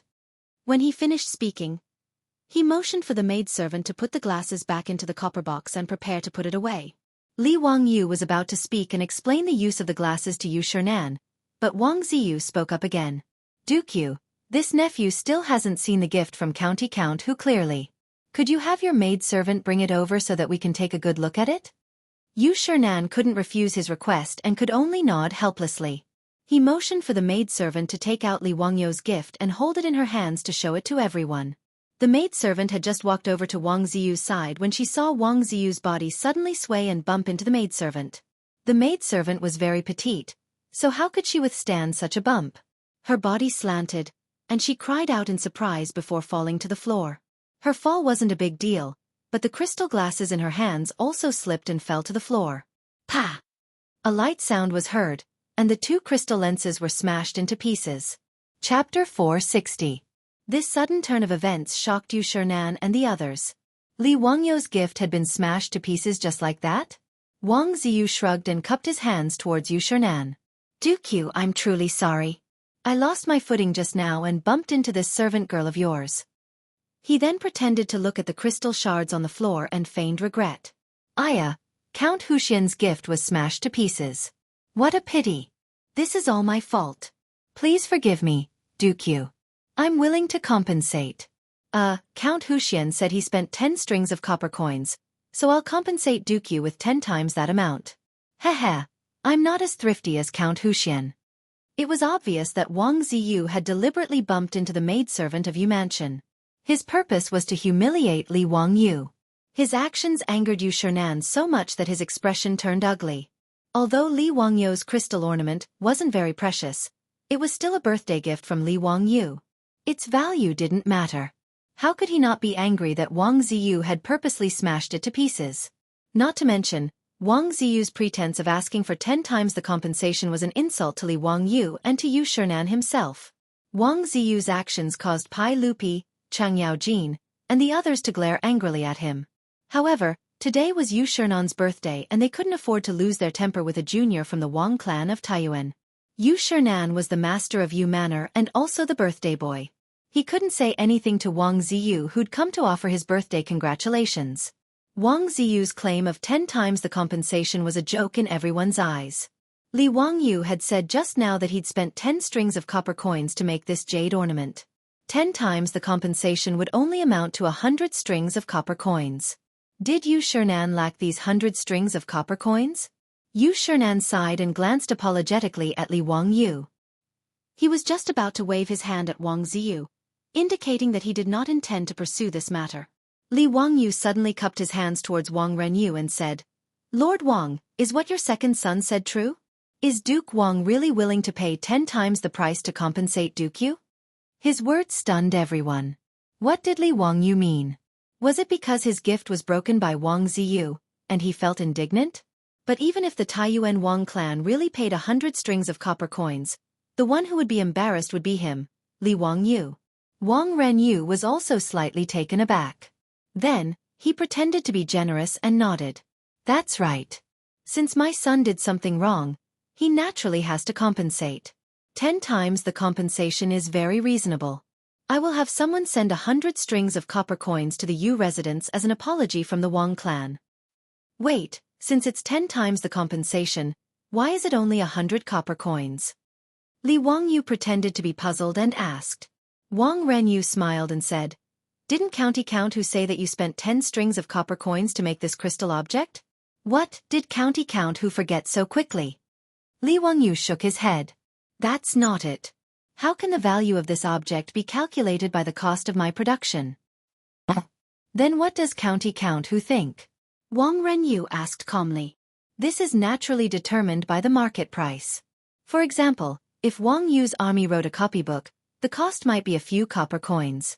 Could it be that Duke Wang can use a few copper coins to buy a copy of Wang Yu's army's copybook?" Li Wangyu's words were not nonsense. When Wang Shiji wrote a copybook, other than paper and ink, he didn't have any other capital. However, its value was not determined by the cost alone. Before Wang Renyu could say anything, Wang Ziyu interrupted and said, "How can this be compared? Wang Yu's army's copybook is an antique. Speaking of which, could it be that County Count who thinks he's better than Wang Yu's army? Although that crystal ornament of yours has an unknown name, it's still a piece of junk. How can County Count who not be satisfied with 100 strings of copper coins? That's a joke." Li Wangyu looked at him like he was an idiot. "Is that so? Then I'd like to see whether or not the buy and I gave Duke Yu is a piece of junk." After he finished speaking, he waved at Niu Wu, who was waiting outside the hall. The presbyopic glasses had a certain degree. The congratulatory gift he gave to Yu Manor's housekeeper could only be considered a sample. Li Wangyu had originally planned to wait until the banquet was over before taking the real gift for Yu Shernan to try on. He would then choose a suitable pair of presbyopic glasses for Yu Shernan's eyes and give it to him. At this time, Niu Wu was wearing 5 or 6 pairs of presbyopic glasses of different degrees. The reason why Li Wangyu named these presbyopic glasses by N wasn't because he came up with it himself. It was because presbyopic glasses had been called this way ever since presbyopic glasses were invented in China. The Southern Song Dynasty's records of heavenly caves recorded, by N, old people can't distinguish between fine books. They use this to cover their eyes and see clearly. The Ming Dynasty's Lu Qing Rizhe also recorded, every time I read an article, my eyesight becomes dizzy and I can't distinguish the details. I use this to cover my eyes so that my spirit doesn't scatter and my strokes are clear. I use a piece of silk to tie it behind my head. I don't recognize it and raise it to ask you. You said, this by N also. Therefore, by N was the ancient name for presbyopic glasses. Li Wangyu looked at the guests in the hall again. Dare I ask, is there anyone who has poor eyesight and can't see clearly at close range? The idiom old eyes are dizzy was used to describe the symptoms of presbyopia. There were quite a few elderly officials in the hall, and Yu Shernan wasn't the only one with presbyopia. Although the crowd didn't know why County Count who would ask such a question, many of the elderly officials, including Kong Ingda and Dai Zhou, expressed that they had such a disease. Li Wangyu nodded and turned around to take out a pair of presbyopic glasses from the wooden box in Niu Wu's hands. Another pair of Baiyan? When the crowd saw that Li Wangyu had taken out another pair, the crystal ornament that he had given to Yu Shernan as a congratulatory gift, they became even more curious. Could it be that this thing had other uses? Li Wangyu took the presbyopic glasses and walked directly in front of Kong Ingda. He bowed and said, "Duke Kong, I have a pair of Baiyan here. It can cure Duke Kong's eye disease. Would Duke Kong be willing to give it a try? This crystal can cure eye disease?" Not only was Kong Ingda stunned, but the other guests were also dumbfounded when they heard Li Wangyu's words. "How do I use this thing?" Kong Ingda was troubled by eye disease. When he heard Li Wangyu say this, he couldn't help but become excited and hurriedly ask. Li Wangyu put the glasses on the bridge of his nose and showed Kong Ingda how to put them on. Then he handed the presbyopic glasses to him and said, "Duke Kong, you'll know once you try it." Kong Ingda took the presbyopic glasses and clumsily put them on in front of his own glasses. He looked around in confusion. In the next moment, the old man's eyes almost popped out of their sockets. He looked as if he had seen a ghost. What kind of immortal technique is this? This old man can actually see clearly. Tao ancestor above. This old man's eyes can actually see clearly again. Quick, give this old man a book. Kong Ingda was so excited that his beard trembled and his body trembled. If one wasn't a myopic person or someone with presbyopia, it would be very difficult to understand the feeling of being able to see clearly. To use an inappropriate analogy, it was like watching a movie. What was originally a blurry image that wasn't in focus suddenly turned into a high-definition Blu-ray version. How could one not be excited? Kong Ingda's excited expression after putting on the glasses gave everyone a fright. Was this old man crazy? Chapter 461. Kong Ingda was shouting and yelling like a madman, scaring the servants and maids of Yu Mansion. None of them dared to neglect him, as they immediately obeyed his order and ran to fetch a book. The book was the Analects of Confucius. Kong Ingda was not picky. He took the book and flipped it open. He shook his head and read aloud. Confucius said, "If a gentleman is not serious, he will not be powerful. If he learns, he will not be strong." Haha, this old man can see it clearly. It's really a divine tool. What is this thing, Brother Zio? It's so magical. It's really incredible. Li Wangyu was speechless. Kong Ingda must be crazy with joy, right? Why is even Brother Zio here? There's a difference in seniority, old man. This is Baiyan. Duke Kong, have you forgotten? Oh right, Baiyan. Haha, this name is exquisite. It's really Baiyan. Kong Ingda put on the reading glasses and was unwilling to take them off. His behavior made the other old officials, who were also suffering from presbyopia, even more curious. Duke Kong, can you let this old man try it? Brother Chong Yuan, can you let this old man wear this Baiyan? Kong Ingda shook his head like a rattledrum. No, this Baiyan was given to me by Brother Zio. How can I let you wait for it? Li Wangyu's face darkened even more. Damn you, stinking bastard. When did I say I was going to give it to you? I clearly said I was going to try it on. Don't you understand the meaning of trying it on? Kong Ingda's attitude made the old officials even more curious. They surrounded Kong Ingda and forced him to take off his glasses. Seeing this situation, Li Wangyu did not dare to take out the other glasses. Otherwise, they would definitely be gone forever. Brother Chong Yuan, this is a congratulatory gift from Zio. How can you wear it? Quickly take it off. When Yu Shernan heard Kong Ingda say that the Baiyan could let his eyes see clearly, how could he not understand? He immediately shouted. This was a divine tool. Yu Shernan was also suffering from eye problems. How could he not be anxious when he heard Kong Ingda's words? Kong Ingda waved his hands. No, Brother Bashi, your gift has already been smashed by the Wang family's kid. This painting is not a congratulatory gift from Zio, my younger brother. Yu Shernan was taken aback by Wang Ziyu's words. He immediately turned to glare at Wang Ziyu. The commotion caused by Li Wangyu and Kong Ingda was naturally noticed by Wang Renyu and Wang Ziyu. The two of them were a little stunned, not understanding why Kong Yingda and the others were so excited. Wang Renyu had a bad feeling in his heart. Being glared at by Yu Shernan made Wang Renyu even more flustered. Things seemed to have gone beyond his expectations. On the other side, the group of old officials that surrounded Kong Yingda finally took the reading glasses away from his face. Kong Yingda was so angry that he stomped his feet. Unworthy of being a son. You guys are really despicable. Bandits. Bandits. Lu Quan, Dai Zhou, Yu Shernan, and the others paid no attention to his curses. Each of them impatiently put on the reading glasses and made a big fuss again. None of the scholars who put on the glasses could bear to take them off again. The others were forced to argue and quarrel again before someone else tried on the glasses again. When this scene fell into the eyes of the other guests who came to offer birthday wishes, they almost thought that they were hallucinating. Whether it was Kong Yingda, Lu Quan, or Dai Zhou, these people were all great scholars of the present age or big shots of the imperial court. Why would the normally cultured, refined, and gentlemanly scholars make such a fuss over such an unremarkable crystal accessory? Could it be that Bayan was really so miraculous? After the ruckus, Li Wangyu cleared his throat and asked in a clear voice, "Gentlemen, how much is the Bayan I gave to Dukyu? How many copper coins are you willing to pay for it?" Kong Yingda replied without hesitation, "This old man is willing to pay 500 strings of cash. My brother Zio, please sell this Bayan to me." "Move aside, this old man is willing to pay 1,000 strings of cash." "Humph, this old man will pay 1,000 taels of gold." "County Count who? Please part with this Bayan to old me." 1,000 taels of gold it is." "Zio, you must keep this Bayan for this old man." "Don't be rude, today is this old man's birthday banquet."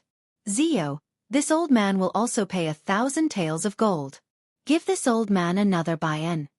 Yu Shernan was not to be outdone. Li Wangyu couldn't help but be dumbfounded. This group of old officials actually knew how to make an auction on the spot without a teacher. However, he also got the answer he wanted. He turned his head to look at the stunned Wang Renyu. "Duke Wang, you also saw it. This old man is willing to pay 1,000 taels of gold to buy the junk that your noble young master spoke of. I wonder if Duke Wang's words of being willing to pay 10 times the compensation still stands?" "You!" Wang Renyu was momentarily at a loss for words. He didn't know what to say. Li Wangyu clearly said that he spent 10 strings of cash to make this item. Why were these old officials willing to pay 1,000 taels of gold for it? Did they have so much money that they didn't know where to spend it? Wang Renyu didn't dare to say that Li Wangyu had colluded with Kong Yingda and the others. If he said that, it would only make him a laughingstock. No one would believe him. Even Pai Lupi might not be able to make Kong Yingda, Lu Quan, and Dai Zhou lie at the same time. Wang Ziyu was also anxious. His face was flushed red as he shouted at Li Wangyu, "County Count who, this thing of yours is clearly made from 10 strings of cash. Why do you want our Taiyuan Wang clan to pay 10,000 taels of gold? I think you're crazy, aren't you?" Li Wangyu smiled contemptuously. "Then why don't I give young Master Wang 10 strings of cash and you go make me a Bayan?" Wang Ziyu was speechless. How would he know how to make Bayan?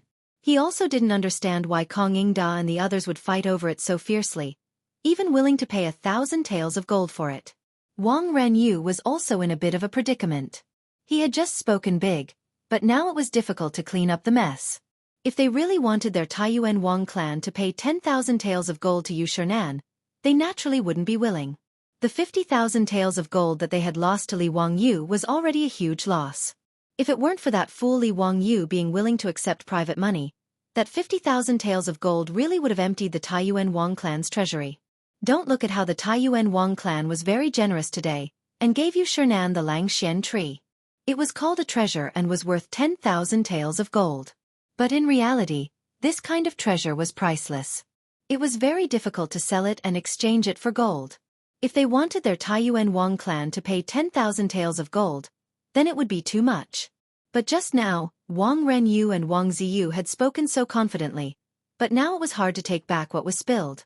Caught between a rock and a hard place, Wang Renyu's old face flushed red. He didn't know how to respond to Li Wangyu's question. It was Yu Shernan who laughed and helped him out of the predicament. "Zio, don't joke with Lord Wang. What compensation or not, it's all a joke and can't be taken seriously. Since that Langxian tree is a congratulatory gift from Zio, Naturally it's up to me to deal with it. This compensation can't be taken seriously, Lord Wang. Don't mention it again. Today is my birthday banquet, and I can't thank all of you enough for coming to congratulate me. Come, everyone, let's drink. Since Yu Shernan, the host, had said so, Li Wangyu naturally didn't have any objections.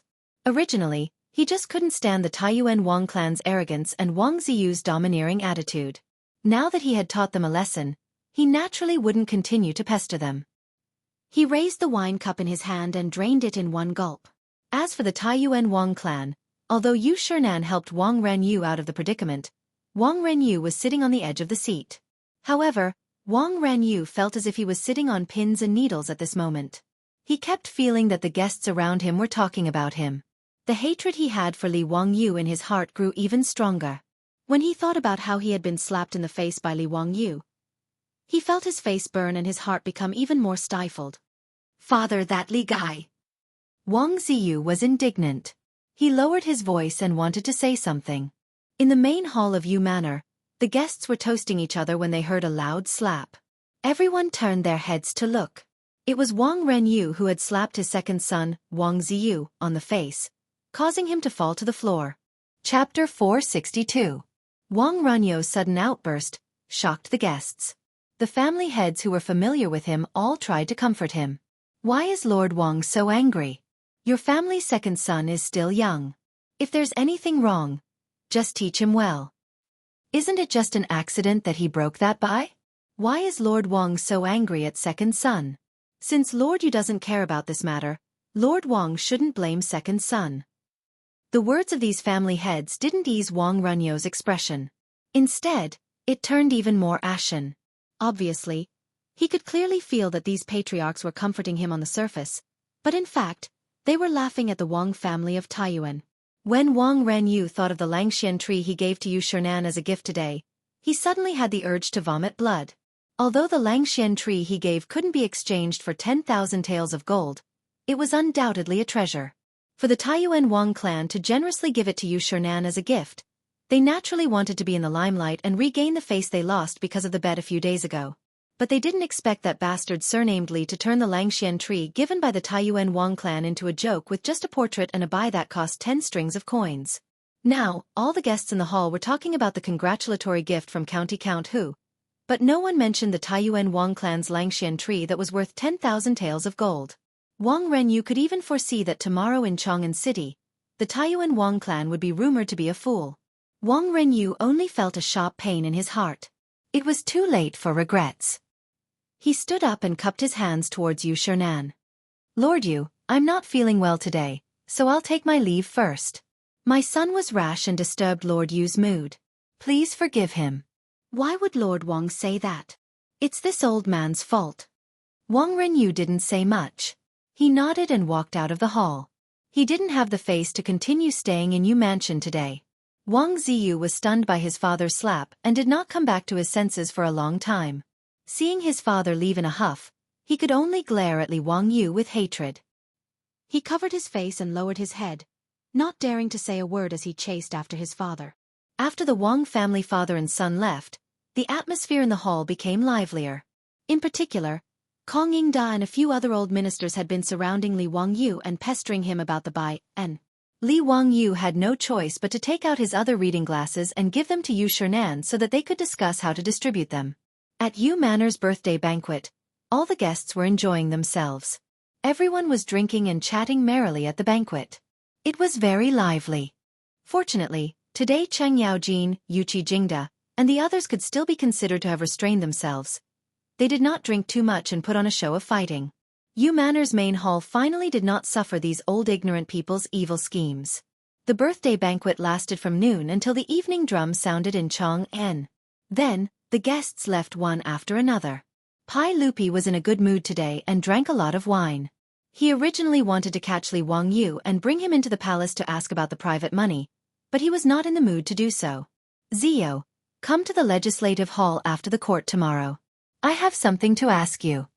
Pai Lupi was carefully helped onto the horse by Mi Tua, but he did not intend to let Li Wangyu go. He shouted at Li Wangyu who was about to slip away. Li Wangyu stopped helplessly and bowed to Pai Lupi. Yes. I understand. He was not a diligent person, especially after coming to the Tang dynasty. Now he had a house, money, and a beautiful woman to accompany him. Li Wangyu felt that he had no goals in life now. He was very lazy and only wanted to eat and wait for death every day. At that time, he was impulsive and accepted so much money from the Wang clan of Taiyuan. Now, he regretted it. How troublesome. He thought of his previous idea. Making money was making money, but it would give him a lot of things to do. He was not short of money now. Why would he make trouble for himself? Li Wangyu wondered if his brain had been kicked by a donkey at that time. That was why he thought of accepting private money. But now, it was too late to say anything. He had to continue his bad idea even if he wanted to cry. The next day, Li Wangyu went to Chang'an again helplessly to meet Pai Lupi. Before Li Wangyu finished the ceremony, Pai Lupi could not wait to ask, "Zio, tell me clearly today. Why did you accept so much private money from the Wang clan of Taiyuan?" He had been holding this matter in his heart for a few days. He had discussed it with Mi Tuo and Empress Zhang's son, but no one knew what Li Wangyu meant by doing this. This made Pai Lupi feel like a cat was scratching his heart. He had been holding it in for a few days, but Li Wangyu did not come to the palace to explain. Yesterday was Yu Shernan's birthday. He had finally caught Li Wangyu. How could he let him go? "Hey uncle, don't worry. Let me tell you slowly." Li Wangyu was not in a hurry. He took a sip of tea and said under Pai Lupi's angry gaze, "Uncle, how much is the Kaiyuan Tongbao cast every year in the Tang dynasty?" "About 300,000 strings of cash. So our dynasty is short of copper coins. Uncle, you acquiesce to these aristocratic families casting private money for circulation, right?" Li Wangyu continued to ask. "Yes, that's right." Speaking of this, Pai Lupi was a little helpless. He was well aware that the Tang dynasty was short of copper coins. However, no matter how hard the Ministry of Revenue and the Directorate of General Works tried, they could not increase the number of copper coins cast. Casting copper coins was actually very expensive. Casting 300,000 strings of cash every year was actually a huge expense for the imperial court. This was also a headache for Pai Lupi. This was also the reason why the imperial court of the Tang dynasty acquiesced to the circulation of private money. The lack of money was not only limited to the Tang dynasty. It was the same for all the dynasties. In addition to the lack of copper, the main reason was the limitation of casting technology. Since the aristocratic families like the Wang clan of Taiyuan could cast private money, it meant that the lack of copper was not the only reason. In the Song dynasty, the number of copper coins cast had increased by 10 times compared to the Tang dynasty. This was the increase in the production of copper coins brought by casting technology. The process of casting copper coins in Huaxia was very complicated. First, the coin had to be made. Then, the coin had to be put into a mold. After the mold was formed, the coin had to be taken out and poured with copper water. After the copper water had solidified and cooled, the sandbox was opened and the cast copper coins were taken out. The copper coins that were poured out were not scattered copper coins, but a whole string of copper coin trees. These copper coins had to be broken off one by one and then polished by hand. After going through more than 10 procedures, the final product was the Kaiyuan Tongbao that could be circulated. Therefore, casting copper coins was very complicated and required a large number of skilled craftsmen. Even so, it was difficult to increase the production of copper coins. The annual production of copper coins was 300 strings of cash. The average daily production of copper coins was only 800 strings of cash. However, the number of craftsmen needed was in the tens of thousands. Li Wangyu naturally knew all of this. He grinned, revealing 8 white teeth. He smiled at Pai Lupi and said, "Uncle, if I only need a few dozen craftsmen to turn this private money into official money, and the daily production is no less than 1,000 strings of cash, would you be interested?" "What? Zio, what did you say?" When Pai Lupi heard this, he suddenly stood up. In a moment of excitement, he even knocked over the tea on the table in front of him. Chapter 463. Pai Lupi was so excited because Li Wangyu's words were too incredible. Dozens of craftsmen could make thousands of copper coins in a day. This efficiency was too amazing. The Ministry of Revenue and the Directorate of Generals had nearly 10,000 craftsmen who cast the copper coins. If more craftsmen were arranged to cast the coins according to this ratio, wouldn't the Tang dynasty be able to solve the problem of money shortage? How much is the expense? Pai Lupi's voice was trembling. It was very important for the Tang dynasty to have enough copper coins. The consumption is very low. It's mainly the consumption of melting the copper and the craftsman's salary. Li Wangyu said with certainty. Really? Tell me clearly, how did you do it? Li Wangyu smiled and asked Pai Lupi first.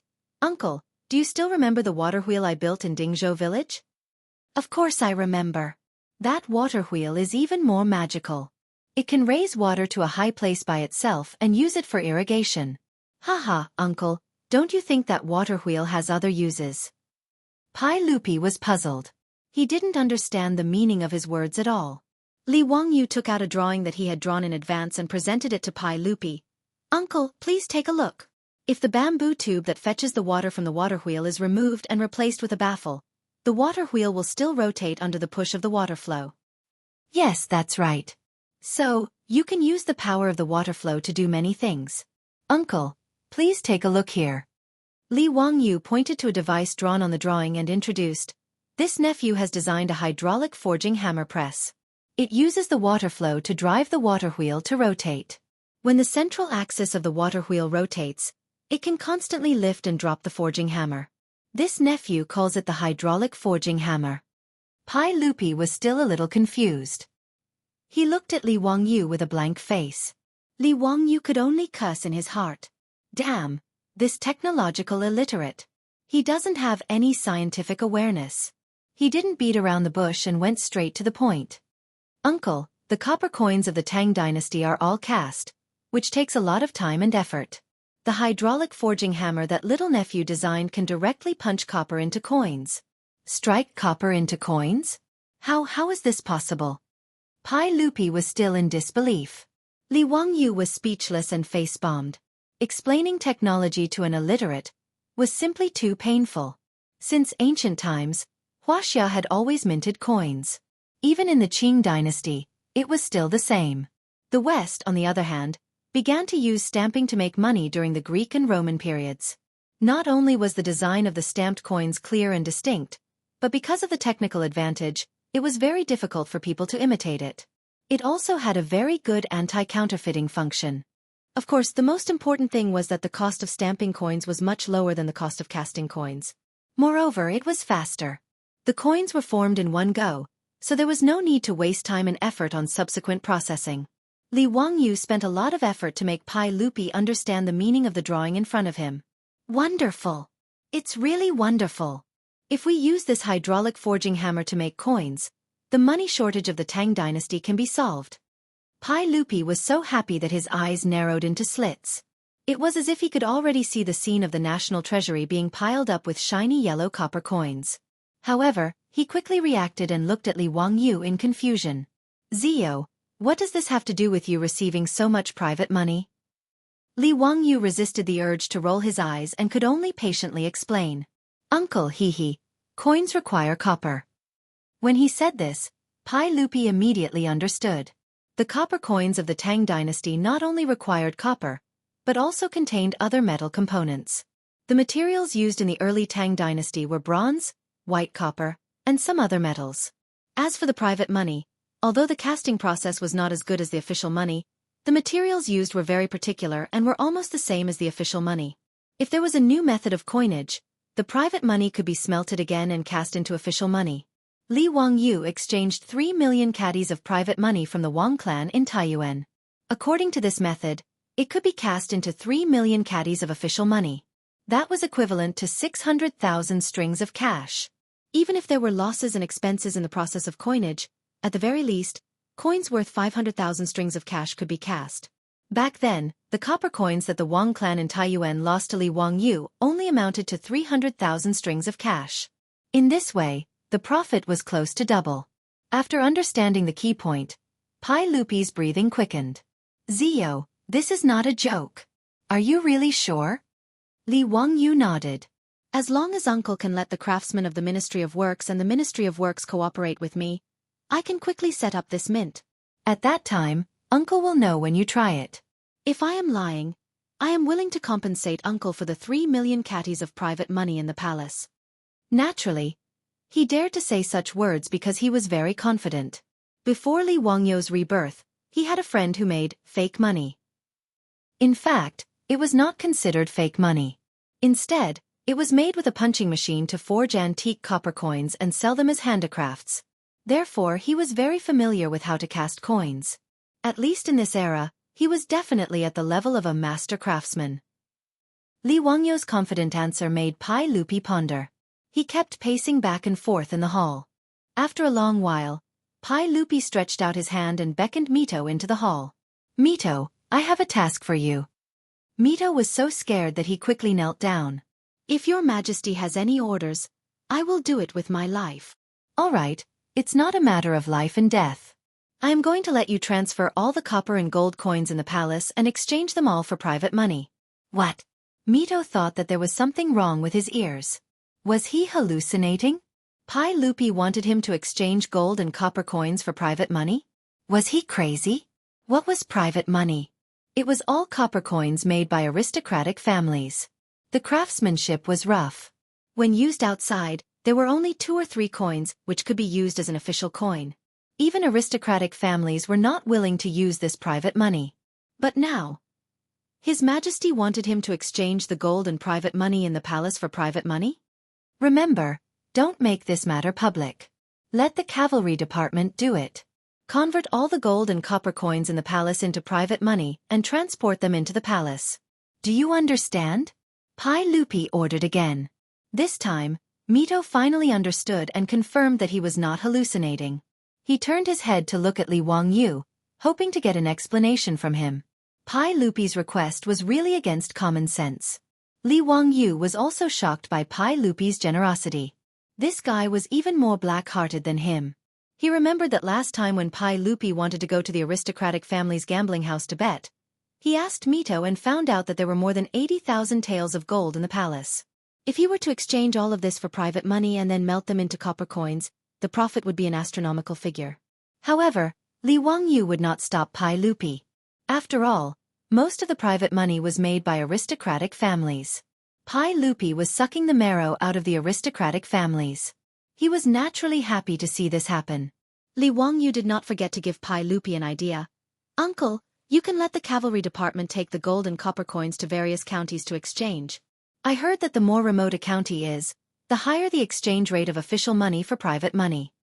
When Mito heard him say this, he was really about to cry. He racked his brain, but he could not figure out what this uncle and nephew wanted to do. Chapter 464. In recent days, many merchants in Chang'an City realized that the amount of private money they had was much less. There were even rumors that someone was buying up large amounts of private money. Moreover, the exchange rate was 1 to 2, which tempted many merchants who had private money. They discussed amongst themselves. How could there be such an idiot? When the private money of the aristocratic families was used, in Chang'an City, it was usually 5 copper coins for 2 official coins. As for the provinces and prefectures further away, 3 to 1 was the normal exchange rate. As for the aristocratic families who had large amounts of private money, they knew about this long ago. There were even merchants who came to ask if they were willing to exchange. Regarding this, these aristocratic families naturally did not reject anyone. If they rejected such a good thing, they would be stupid. In less than a month, there was almost no trace of private money in Chang'an City. Without a doubt, all of this private money had been silently moved into the treasury of the Taiji Palace. This was all for later, so let's not talk about it for now. Li Wangyu patted his chest and promised Pai Lupi that he would definitely create the hydraulic forging machine. Then, Pai Lupi gave an order for the Ministry of Works and the General Supervisor to cooperate with County Count Hu. Li Wangyu used the excuse that the mint needed to be kept a secret and that they needed an abundant water source to suggest that the mint be built in the Yellow Valley of the Qinling Mountains, near the Imperial Palace. Near the palace, there was a river that flowed out of the Qinling Mountains. The river water flowed rapidly and was very suitable for moving water wheels. Moreover, it was located in the Yellow Valley and was guarded by the palace guards, so keeping it a secret and safe was not a problem. As for whether or not the smoke from the blast furnace would pollute the environment, Li Wangyu could not be bothered to consider it. The main reason he suggested this to Pai Lupi was because it was close to home. 20 miles was only a matter of 15 minutes on horseback. For Li Wangyu, who was getting lazier and lazier, the most important thing was to be close to work. How could Li Er have thought of his cunning scheme? Naturally, he nodded his head in agreement. As a result, the area near the royal palace, Tuewei Palace, became a bustling construction site. Countless craftsmen from the Bureau of Works were like diligent worker ants, carrying all kinds of wood and bricks, preparing to construct a workshop here. Fortunately, with a four-wheeled carriage and the mirage mud that could be considered a divine artifact, it was very easy for the Ministry of Works to build a workshop of this scale. It didn't take much time at all. On the other hand, Li Wangyu and the craftsmen under the work supervisor had to spend a lot of time and effort to develop the hydraulic press forging machine. Li Wangyu was very annoyed by this. He felt that it was wasting his time. He still had other things to do. Fortunately, he had a disciple like Yen Liben, who was proficient in mechanisms and construction. Although Yen Liben had never seen the hydraulic stamping forging machine mentioned by Li Wangyu, he quickly understood its operating principle after looking at the blueprint. Division Commander. Wonderful! Through the flow of water, this item could be continuously hammered and forged without the need for manpower. TSK. This means that not only can it be used to mint coins, but the weapons and armor used by the soldiers of the Tang dynasty can also be forged through this hydraulic press. Wonderful, truly wonderful. Yen Liben held the blueprint as if he had received a treasure. He was full of praise for Li Wangyu's invention of the hydraulic press forging machine. Haha, Liben, as expected, you saw through Master's good intentions. I'll leave the construction of the mint in your hands. If there is anything you don't understand, go to Dingzhou village and ask Master. Li Wangyu very shamelessly pushed this matter to Yen Liben. His time was so precious. How could he waste it on this construction site to figure out how to make the hydraulic press forging machine? It was still the same saying, if Master has something to do, the disciple will do it for him. Yen Liben did not see through Li Wangyu's sinister intentions. He was still happily holding Li Wangyu's blueprint and continuously studying it. He had always had a strong interest in painting, mechanisms, and construction, so he was naturally happy to do it. Yen Liben now worshipped his little teacher to the extreme. He treated every task Li Wangyu gave him as if it was an imperial edict and did not dare to be careless in the slightest. Li Wangyu was naturally in a good mood after getting rid of the burden of building the mint. After leaving Huangyu, he did not head in the direction of Dingzhou village. Instead, he turned his horse around and headed straight for Chang'an. Li Wangyu had to go to a place he had originally sworn to never go again. Duke Lu's residence, Chang Yaojin's residence. There was no other reason other than the fact that his manor had already been completed. It had to be said that the Ministry of Works was really efficient. A manor in Noda was actually completed in 5 months with only manpower and simple construction machinery without the help of modern machinery.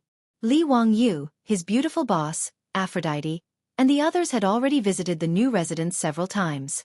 Everyone was extremely satisfied.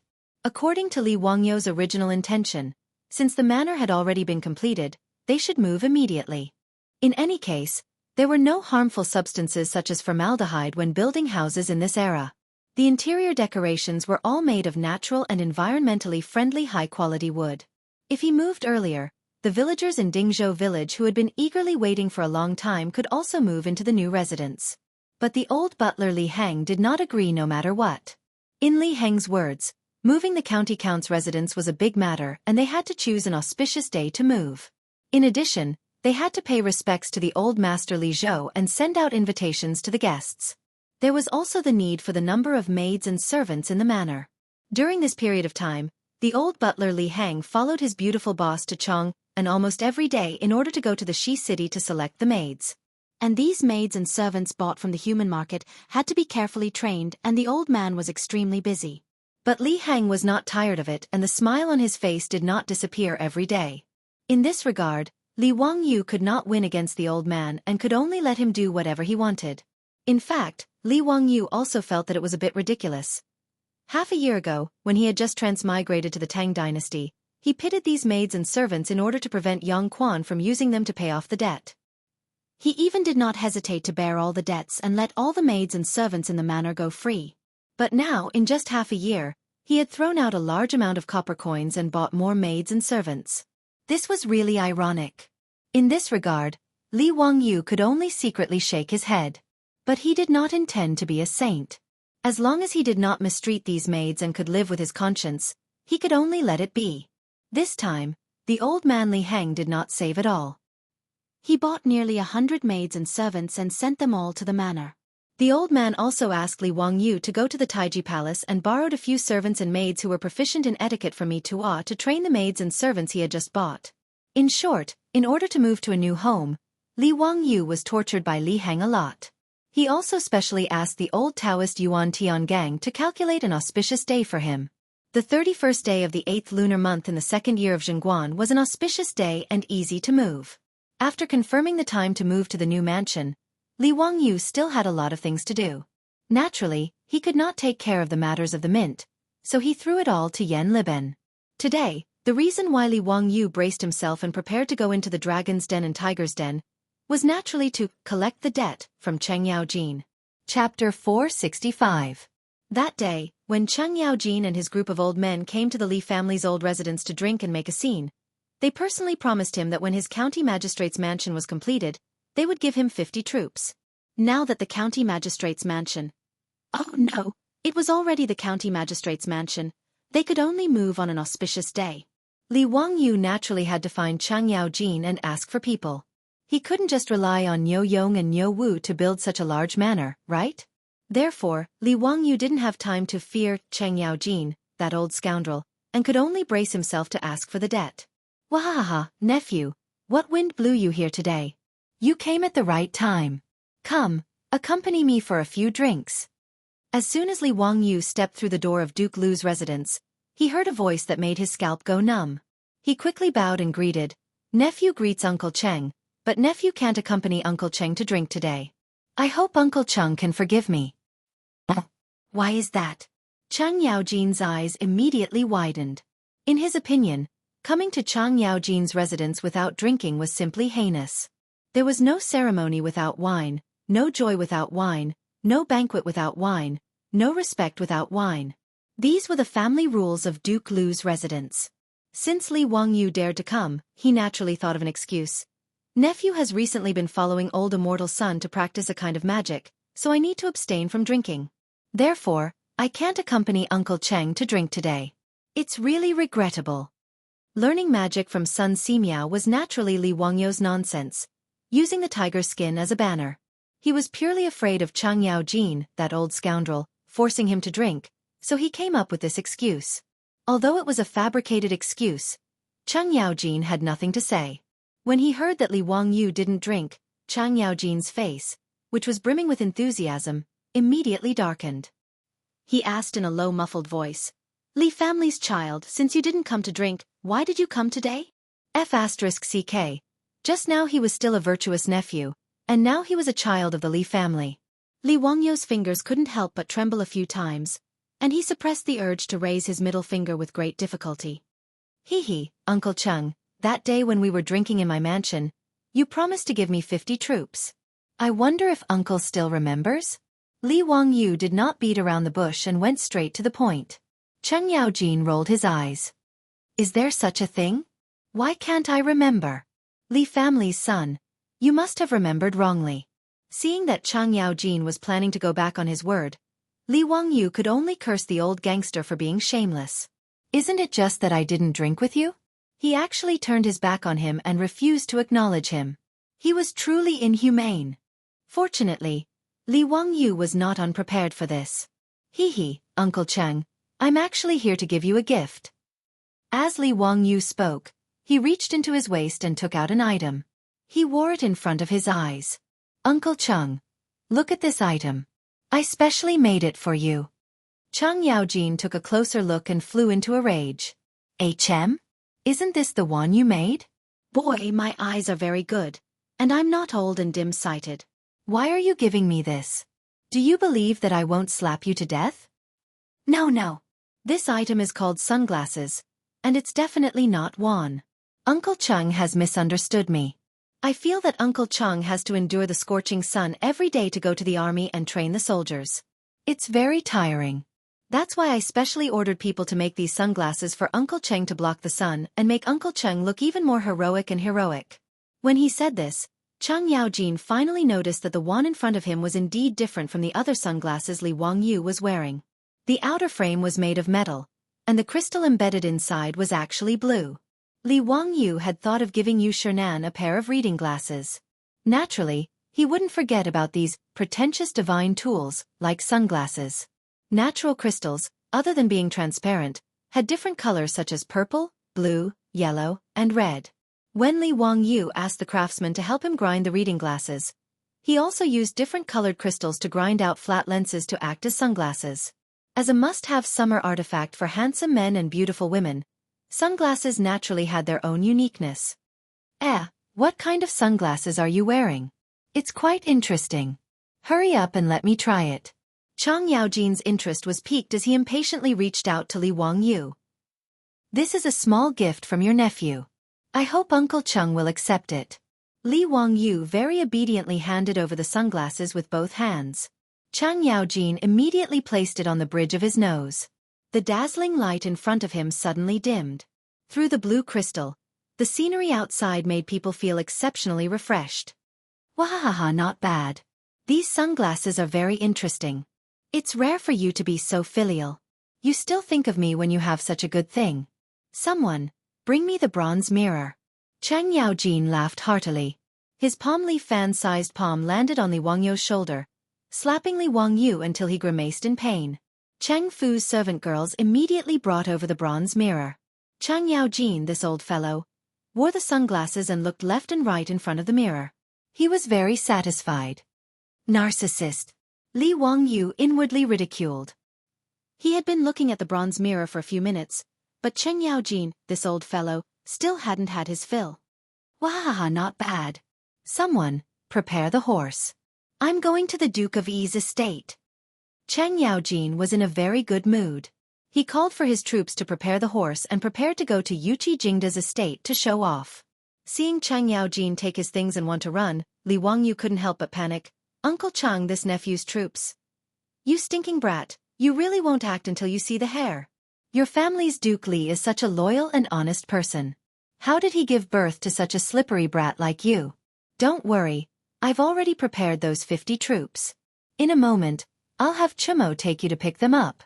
All right, scram, scram, scram. I'm annoyed just by looking at you. Scoundrel, why aren't my 3 disgraceful brats as smart as you? After Chang Yaojin finished cursing, he no longer paid any attention to Li Wangyu. Wearing the sunglasses, he arrogantly walked out the door. Li Wangyu hurriedly bowed to him and sent him off with his eyes. This old scoundrel had a sharp tongue but a soft heart. He had already prepared troops to watch over the house, but he still insisted on scaring the little children like this. Chung Chumo had naturally already been notified by the servants in the estate. When he rushed to the front courtyard, he saw his father carrying a blue cloak and walking out the door with his head held high. Ziyu, what did you give my family's Darren? It's quite interesting. Chang Chumo immediately asked Li Wangyu.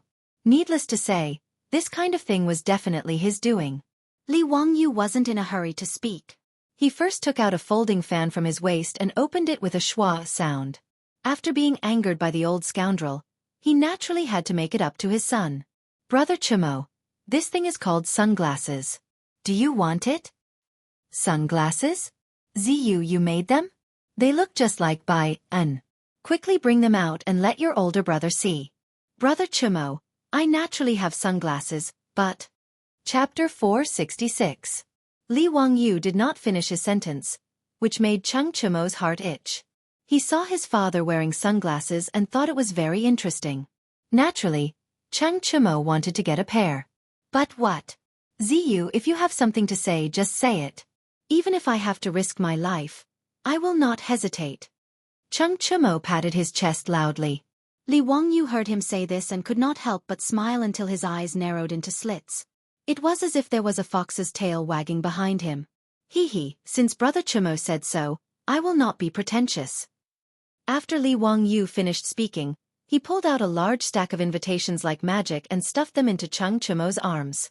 I am moving to a new house on the 31st of this month. Brother Chumo, please help me with these invitations, please. The nobles of the Tang dynasty naturally had to formally hand over invitations if they wanted to treat someone to a meal. Moreover, these invitations could not be casually sent by the servants. They had to be of a certain status. This was basic etiquette. Now that Li Wangyu was in Noda's Chang'an city, he knew a lot of rich and powerful people. Since he was moving to a new house, he naturally had to invite many guests. Therefore, on such a hot day, running all over Chang'an city to deliver invitations was definitely a difficult task. Cheng Chumo was naturally aware of this. Hugging the stack of invitations in his arms, his expression was bitter, but he was also curious. Zio, you have too many invitations. Where did you get them from? That's not important. Like Doraemon, Li Wangyu reached into his waist and pulled out a pair of purple crystal sunglasses and put them on his face. Brother Chumo, what do you think of these sunglasses?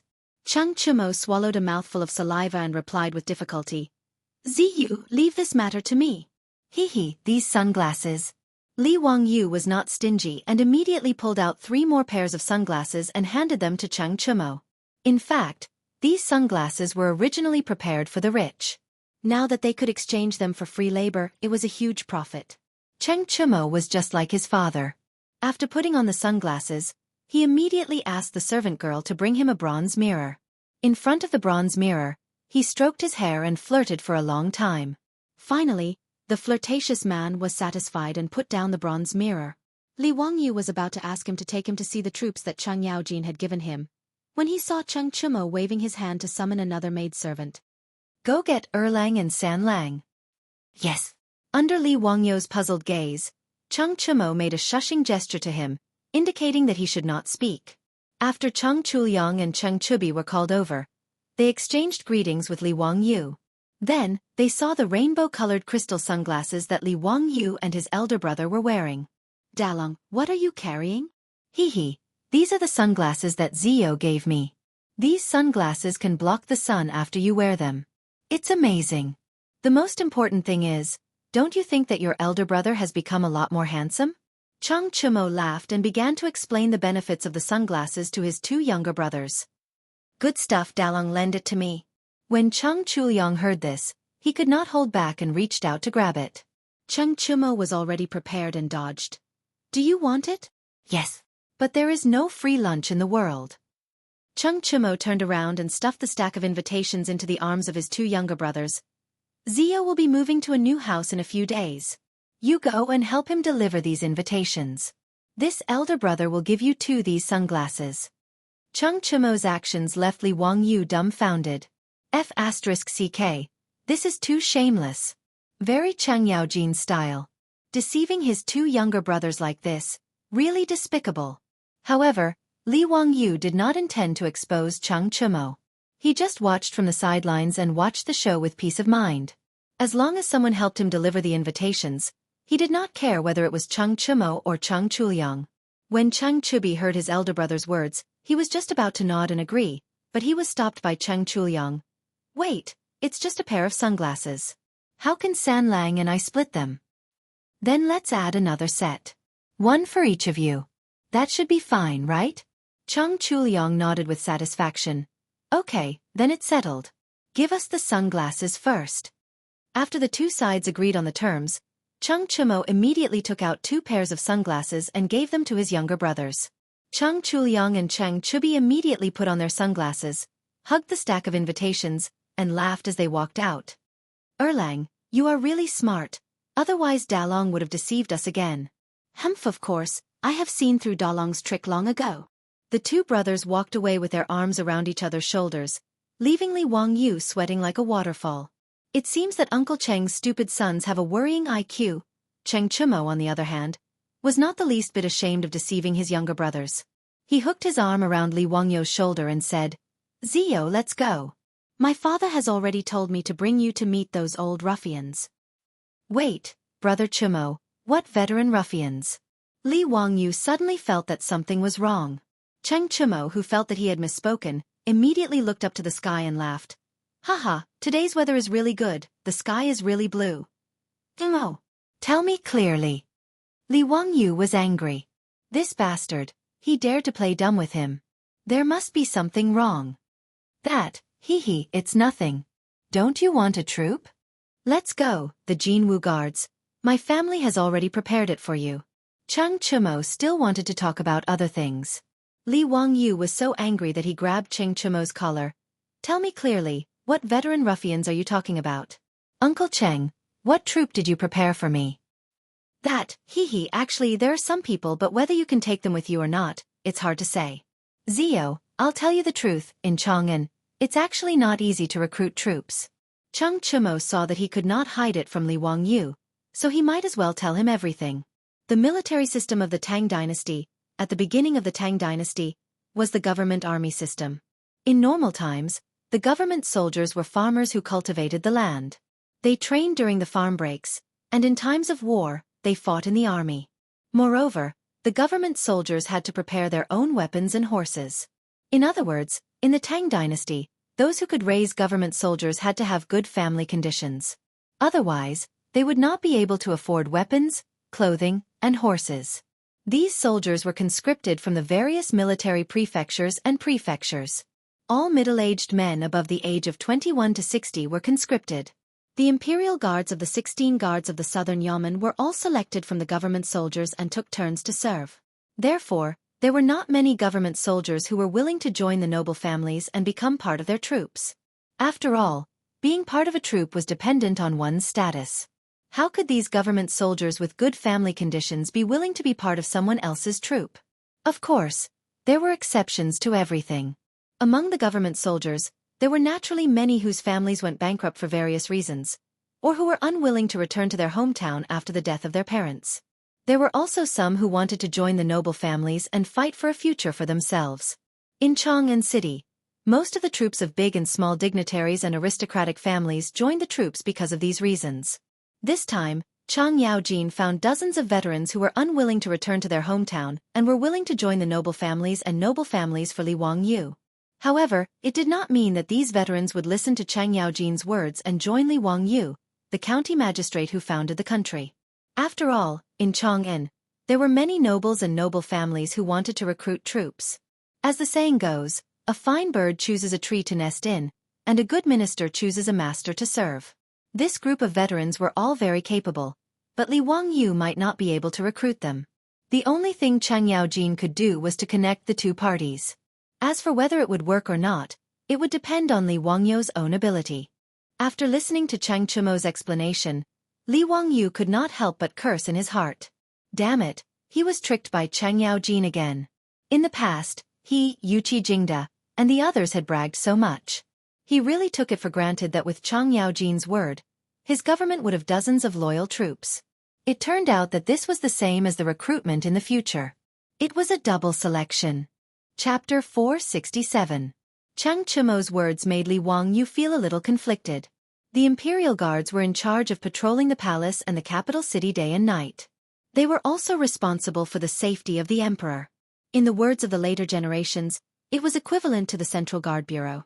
Therefore, the old soldiers of the imperial guards were outstanding and were favored by the nobles and aristocratic families in Chang'an. He was just a powerless county earl who founded the country. How could these old soldiers be willing to submit to him? Compared to those nobles and aristocratic families, he did not seem to have any advantages. Although he was the county earl who founded the country, there were many dukes, county dukes and aristocratic families in Chang'an. Moreover, they all held military power or were officials in the imperial court. If he were one of these old soldiers, he would not choose to submit to an empty shell like him. No wonder Chang Yaojin was not prepared to show up. It seemed that this old hooligan also felt that the old soldiers under his command might not be interested in him. In fact, it was not impossible for Li Wangyu not to recruit these imperial soldiers as his troops. If it was not possible, he could go to the market and buy some strong servants to guard the house. Most of the rich families in Chang'an were like this. It was rare to find someone like Li Wangyu who had two subordinate troops. Those who were not dukes, county dukes or aristocratic families were not qualified to have troops. However, Li Wangyu felt that those servants were just for show. They looked strong, but they did not have much fighting power. Niu Wu once said that it was not a problem for him to fight 7 or 8 of such strong young men. Li Wangyu was not willing to entrust his safety to such people. He had another choice, which was to recruit troops from Dingzhou village. In Dingzhou village, there were more than 500 villagers and about 200 young men. Most of these young men had been trained by the old soldiers and could be considered skilled in archery and horse riding. Moreover, They were very loyal to Li Wangyu and were on his side. It was easy to use them. However, Li Wangyu could not bear to let them go. The villagers of Dingzhou village were like family to him and his beautiful superior. Li Wangyu did not wish for the villagers to join the vassal forces and become part of the troops. They would also have to protect their homes and courtyards, and they might even face other dangers. After figuring out all of this, Li Wangyu was speechless. Cheng Yaojin, Yuqi Jingda, those old scoundrels, back then their big talk shook the heavens, as if they could casually gift him some troops. He actually believed it. Now that he thought about it, he was really naive to have been tricked by these shameless old hooligans. But now, even though Cheng Yaojin was unreliable, Li Wangyu could only give it a try. Let's go with Cheng Chumo to try to recruit those veteran ruffians and see if our small company can move them. Brother Chumo, let's go. No matter what, we have to give it a try. Alright, let's go then. On the left and right of the Jinwu guards, there were a total of 73 old soldiers who expressed their willingness to join the army. Most of these people have served in the army for many years and their abilities are indisputable. How many troops you can recruit will depend on your ability. Brother Chumo, I have high hopes for you. Li Wangyu rolled his eyes. Are you Constable Xing? You have high hopes for me. He was too lazy to say anything else. He placed the crystal sunglasses on the bridge of his nose and snapped his fingers, indicating for Cheng Chumo to lead the way. The two of them left Duke Lu's estate. Li Wangyu called Niu Wu and the three of them rode toward the Jinwu Guards encampment. When they dismounted at the entrance of the Jinwu Guards encampment, an Imperial Army captain immediately bowed to Cheng Chumo. As a trusted subordinate of the Jinwu Guards, even though it was just a nominal position, Cheng Chumo was still a 6th-ranked Jinwu Guards general. Furthermore, Cheng Yaojin was his old man, so there were no taboos in the Jinwu Guards. With him leading the way, the journey was smooth and unimpeded. Cheng Chumo gave a few instructions and the Imperial Army captain immediately had his subordinates run to the entrance of the encampment to inform the old ruffians. The Guards' army lieutenant led the way in front, preparing to lead the three of them to a small drill ground. After taking a few steps, they heard the sound of horse hooves behind them. Cheng Chumo turned his head and his face couldn't help but turn unsightly. However, he still respectfully greeted the person who had come. This child pays respect to grandfather.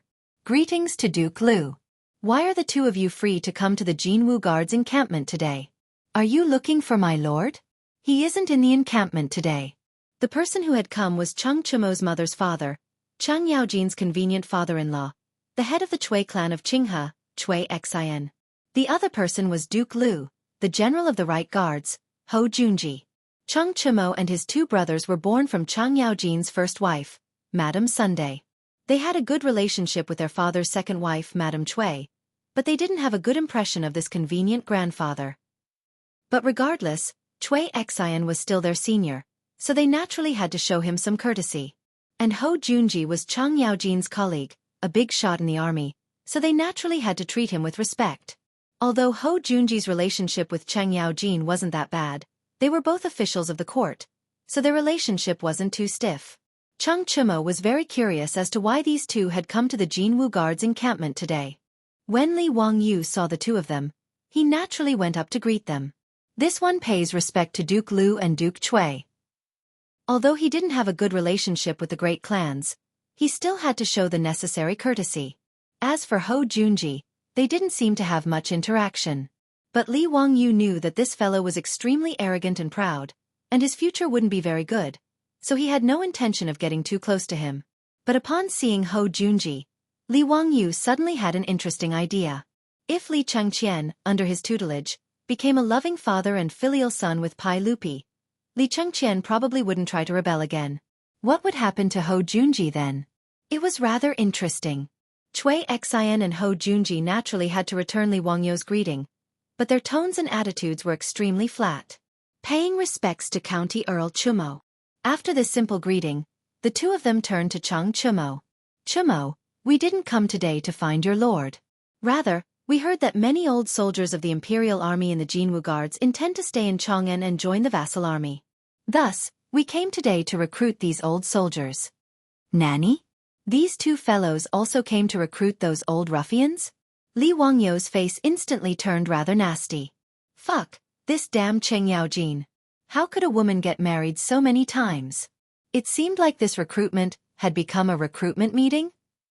Even competitors had come out. In truth, Cheng Yaojin had no other choice. No matter what, Cui Xian was still his father-in-law, and Ho Junji was a fellow duke in the army, so he naturally couldn't give these two any face. The fact that some old soldiers of the Jinwu Guards wanted to join the vassal army naturally couldn't be kept a secret, and quite a few people knew about it. Hearing this, Cheng Chimo's face turned ugly. He looked at Li Wangyu with a troubled expression, but he could only nod his head and say, "If that is the case, then I ask grandfather and Duke Lu to travel with us. County Count who has also come today for this matter." Cui Xian couldn't help but reveal a mocking expression when he heard this. He snorted coldly but didn't say anything. Ho Junji, on the other hand, had a playful smile on his face as he looked at Li Wangyu. "County Count who? You also want to recruit soldiers? That's truly interesting, heh?" After saying this, Ho Junji strode back into the Jinwu Guard camp, leaving Li Wangyu with a pained expression as he mentally cursed, "Interesting your sister." Chapter 468. On a small drill ground in the barracks of the Golden Guard, the old soldiers of the Golden Guard who had received the notice had already gathered. The 73 old soldiers were either standing or squatting, chatting in groups of twos and threes as they waited for Wang Chong and the others to arrive. When they saw Cheng Chimo, a general of the Imperial Guard, arrive, they simply stood up and gave a casual bow. But they were more interested in Cui Xian, Ho Junji, and the others behind Cheng Chimo. They were well aware that if nothing unexpected happened, this would be the main family they would be joining in the future. As for Li Wangyu, he had long been ignored by this group of ruffians. They all thought that he was just here to watch the show and was a descendant of some noble family. Li Wangyu followed Cheng Chimo into the drill ground. When he saw the ruffian appearance of these old soldiers, he couldn't help but be speechless. "Are you sure that these are valiant soldiers?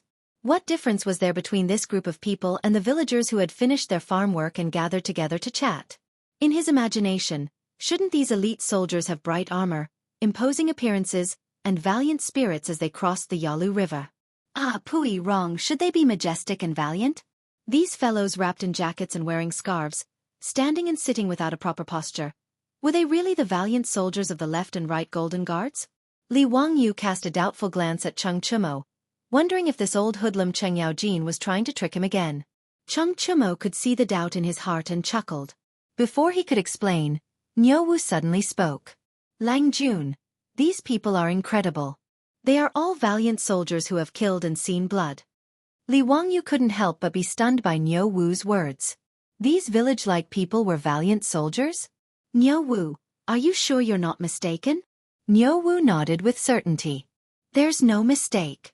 When I was in the army, I saw many valiant soldiers like this. These valiant soldiers seem casual, but they can actually go on a rampage at any time. They seem undisciplined, but they are actually valiant and have a fierce aura. If Lang Jun can recruit these people, it would be quite good." Li Wangyu naturally believed Niu Wu's words. No matter what, the Niu brothers were the kings of the special forces in the Sui army. To be able to become a member of the Tabai army, all of them were elites. Furthermore, the Niu brothers were Turks who had fought bloody battles on the battlefield. They were veterans who had survived hundreds of battles. Speaking of which, he was really lucky to have the Niu brothers wholeheartedly attach themselves to him as part of the troops. Li Wangyu suddenly asked curiously, "Niu Wu, how do these people's skills compare to yours?" Niu Wu, on the other hand, was not polite at all. He raised his head proudly and said, "Bare-handed, I can fight 1 against 2. If I have a suitable weapon, bow and arrow, I won't be afraid even if there's a fire in the forest." His words made Li Wangyu involuntarily click his tongue. A single flame was equivalent to 10 people. In the era of cold weapons, what kind of concept was it to have one person fighting against 10 people? Niu Wu added, "If Big Brother was here, I would join hands with him. Without holding back, I wouldn't be afraid of these 70 people." Li Wangyu took his words as he was bragging. After all, when Zhang Kongbua from the Zhang family led his troops to attack the carriage in the East City, Niu Yong had suffered a little and was slightly injured. How could he be as strong as Niu Wu bragged? What Li Wangyu didn't know was that Niu Yong had also faced the troops of the Zhang family, who were also fierce soldiers. Secondly, Niu Yong's methods were mainly to kill in one blow. He was also missing an arm. Under the circumstances where he couldn't kill, He could only use 40 to 50% of his skills. Naturally, he was at a disadvantage. While Li Wangyu and Niu Wu were whispering to each other, Cheng Chimo took 2 steps forward, raised his voice, and introduced to the veteran ruffians the identities of these nobles who wanted to recruit them. Listen up. This is the family head of the Cui family, Duke Cui. This is the Duke of Lu, Great General Ho. This young man is quite extraordinary. He is the founding county count of the country, the Hu County Count. At present, he has a great reputation in Chong'an. The Three Kingdoms book that you all liked to listen to recently was written by this Hu County Count. Cheng Chimo also had his differences. He only gave a simple introduction to Cui Xian and Ho Junji, but when it came to Li Wangyu, he was full of praise. However, these words of his were a little useless. In front of the reputation of the Cui family and Ho Junji, there didn't seem to be any old soldiers interested in a minor founding county count like Li Wangyu. After all, there was no one in the world who didn't know of the Cui clan. At the time, the Cui clan was regarded as the #1 clan in the world, the leader of the northern clans. In the 6th year of Zhenguan, in order to suppress the influence of the great clans and strengthen his imperial authority, Pai Lupi ordered people to revise the clan annals and re-rank the clans. But in the 12th year of Zhenguan, when the clan annals were completed, the Cui clan was still ranked first. This infuriated Pai Lupi so much that he wanted to die. Under the forceful suppression of Pai Lupi, he ordered people to revise the clan annals, and only then did he carry out Pai Lupi's orders. With the imperial clan as the leader and the relatives of the emperor as second, the Cui clan was demoted to the 3rd tier. From this, one could see the status of the Cui clan in the eyes of the common people. Today, the head of the Cui clan, Cui Xian, had personally come to recruit them. What sort of glory was this? As for Ho Junji, although he wasn't from a great clan, he was the Duke of Lu and the great general of the Right Guard. To those old soldiers who wanted to fight for a better future, he was rather attractive. As for Li Wangyu, he was beautifully ignored. Although the Golden Guards protected Chong and knew all sorts of things in the city, they had heard of Li Wangyu. They had long ago heard of Li Wangyu, the newly promoted county count of Huxian, and they knew that he had stirred up a great deal of trouble. But in any case, in their view, a young county count who had yet to become an official of the court had no power or influence. How could he possibly compare to the other 2 clans? After hearing Cheng Chimo's introduction, the attitude of these old soldiers became much more respectful, and they once more bowed to Cui Xian, Ho Junji, and Li Wangyu. But the majority of their gazes were on Cui Xian and Ho Junji. They only curiously glanced at Li Wangyu. After all, Li Wangyu was a young county count, and there were many rumors about him in the market square of Chong'an. Some called him a wastrel, some called him the god of wealth, and some said that he was the reincarnation of the literati star or a divine physician. But to these old soldiers, these were just idle chatter. If they wanted to entrust the rest of their lives to such a young man, throw themselves into a vassal state, and regard him as their master, they would almost never consider it. Cui Xian and Ho Junji naturally noticed the behavior of these ruffians. The 2 of them looked at Li Wangyu with ridicule. They felt that this county count was about to lose a great deal of face today. Cui Xian was already thinking that once this matter was over, he would bring this matter to the banquet and have a good talk about it. County Count Huxian had wanted to recruit troops, but he had ended up returning in defeat. For the great clans, this matter was enough to make them laugh for a very long time. Cheng Chimo's face also darkened, but there was nothing he could say. He could only mutter, "Grandfather Duke Marquis Zio, tell them about the salary." He was going to talk about the salary and benefits. Li Wangyu was well aware that whether or not he could recruit troops today would depend on whether or not the benefits he offered were attractive enough. Chapter 469. After exchanging some pleasantries, Cui Xian and Ho Junji ignored Li Wangyu and turned to the veterans. The Cui clan of Qinghe receives a monthly salary of 6 strings of coins. If there is any injury or death, there will be additional compensation and rewards. This one's residence is the same as Duke Cui's. In truth, Cui Xian and Ho Junji's conditions were the customary conditions for the great clans and nobles of Chong, and to recruit soldiers. A monthly salary of 6 strings of coins was truly not a low income. This was the same as the salary of a rank 2 official of the imperial court. Of course, officials also received other benefits, as well as income from land. But 6 strings of coins was still equivalent to the actual income of a rank 4 official. In a situation where the average income of Chang and was the same, this was considered a high-income class. Thus, unless one was a noble or noble, one would not be able to support a troop. If not for the fact that Li Wangyu didn't lack money, he wouldn't have dared to ask for 50 soldiers. Even at the market price, 50 soldiers would still cost 300 strings of coins a month. After all, the soldiers had to protect their master, and when needed, it was very normal for them to put their lives on the line. Thus, the master naturally gave his soldiers generous treatment, similar to that of bodyguards in the future. The veterans nodded in satisfaction at Cui Xin and Ho Junji's conditions, and they began to whisper to each other about whether to join the Cui clan of Qinghe or Ho Junji. While everyone was discussing animatedly, Li Wangyu burst out laughing, attracting everyone's attention. Cui Xin and Ho Junji didn't like Li Wangyu to begin with, and now, they found him even more frivolous and couldn't help but show anger. Li Wangyu put away his smile and lightly coughed. My apologies. I couldn't hold back for a moment. I just didn't think that the monthly salary of the soldiers in Chang and would be so low. The monthly salary that my county Count of Hu County gives to the soldiers. Cough, cough. Niu Wu, tell me, how much is your monthly salary? Soldiers were different from servants. Although they were subordinates, they did not sell their bodies to the master, so they naturally had to be paid. Li Wangyu had been a poor loser in the past, so he had been unwilling to take in the Niu brothers mainly because he was poor and couldn't afford a salary. Fortunately, the Niu brothers didn't care about this at all. The two of them were here to repay the debt of gratitude. Li Wangyu made a fortune very quickly. In less than half a year, his net worth had increased rapidly. The treasury in the old house could not hold any more copper coins. Naturally, he would not be stingy with the Niu brothers. Moreover, after the Niu brothers got married, they would also have to support their own mother-in-law. Li Wangyu naturally couldn't let these two brothers be embarrassed. Niu Wu grinned at the group of veterans and said with a simple and honest smile, "Now that eldest brother and I have received Longjuan's favor, our monthly salary will be 50 strings of copper coins." His words caused an uproar among the veterans. 50 strings of coins a month? Was this a joke?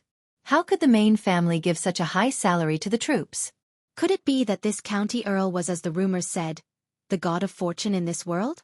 Actually, Li Wangyu originally wanted to give the Niu brothers a monthly salary of 100 strings of copper coins. But the two brothers refused to accept it no matter what, so he reduced it to 50 strings of copper coins. Li Wangyu's businesses were now bringing in a daily income that he couldn't even calculate, so how could he care about such a small sum of money? If everyone is willing to come to my county earl's residence, 50 strings of copper coins is temporarily out of the question. But I'm still willing to pay 30 strings of copper coins a month. Li Wangyu wasn't afraid of messing up the market. He directly shouted out a price 5 times that of Cui Xin and Ho Junji, causing the faces of the two bigwigs to turn green. It wasn't that they couldn't afford it, but that they couldn't pay it like this. After all, the two of them weren't a single person like Li Wangyu. They were a large family with a large business, so how could they act so recklessly? If they used this price to recruit these troops, wouldn't the old people in the residence also get a raise? Li Wangyu now somewhat understood the thoughts of the owner of Chelsea Football Club, Roman Abramovich. This daddy isn't a rich family, but this daddy has money. I'll use money to smash you to death. Are you tempted by a monthly salary of 30 strings of copper coins? If the Cui clan of Qinghe and Ho Junji wanted to compete with him in terms of money, then he didn't care. Even if it was a monthly salary of 100 strings of copper coins, he would still be willing to pay. At the same time, he would have an excuse to give the Niu brothers a raise. After saying these words, Li Wangyu beamed at Cui Xin and Ho Junji, waiting for them to raise the conditions for recruiting troops. Everyone present was tempted by a monthly salary of 30 strings of copper coins. Wasn't it precisely for the sake of fame and fortune that they were willing to join the noble clans? For a moment, they hesitated.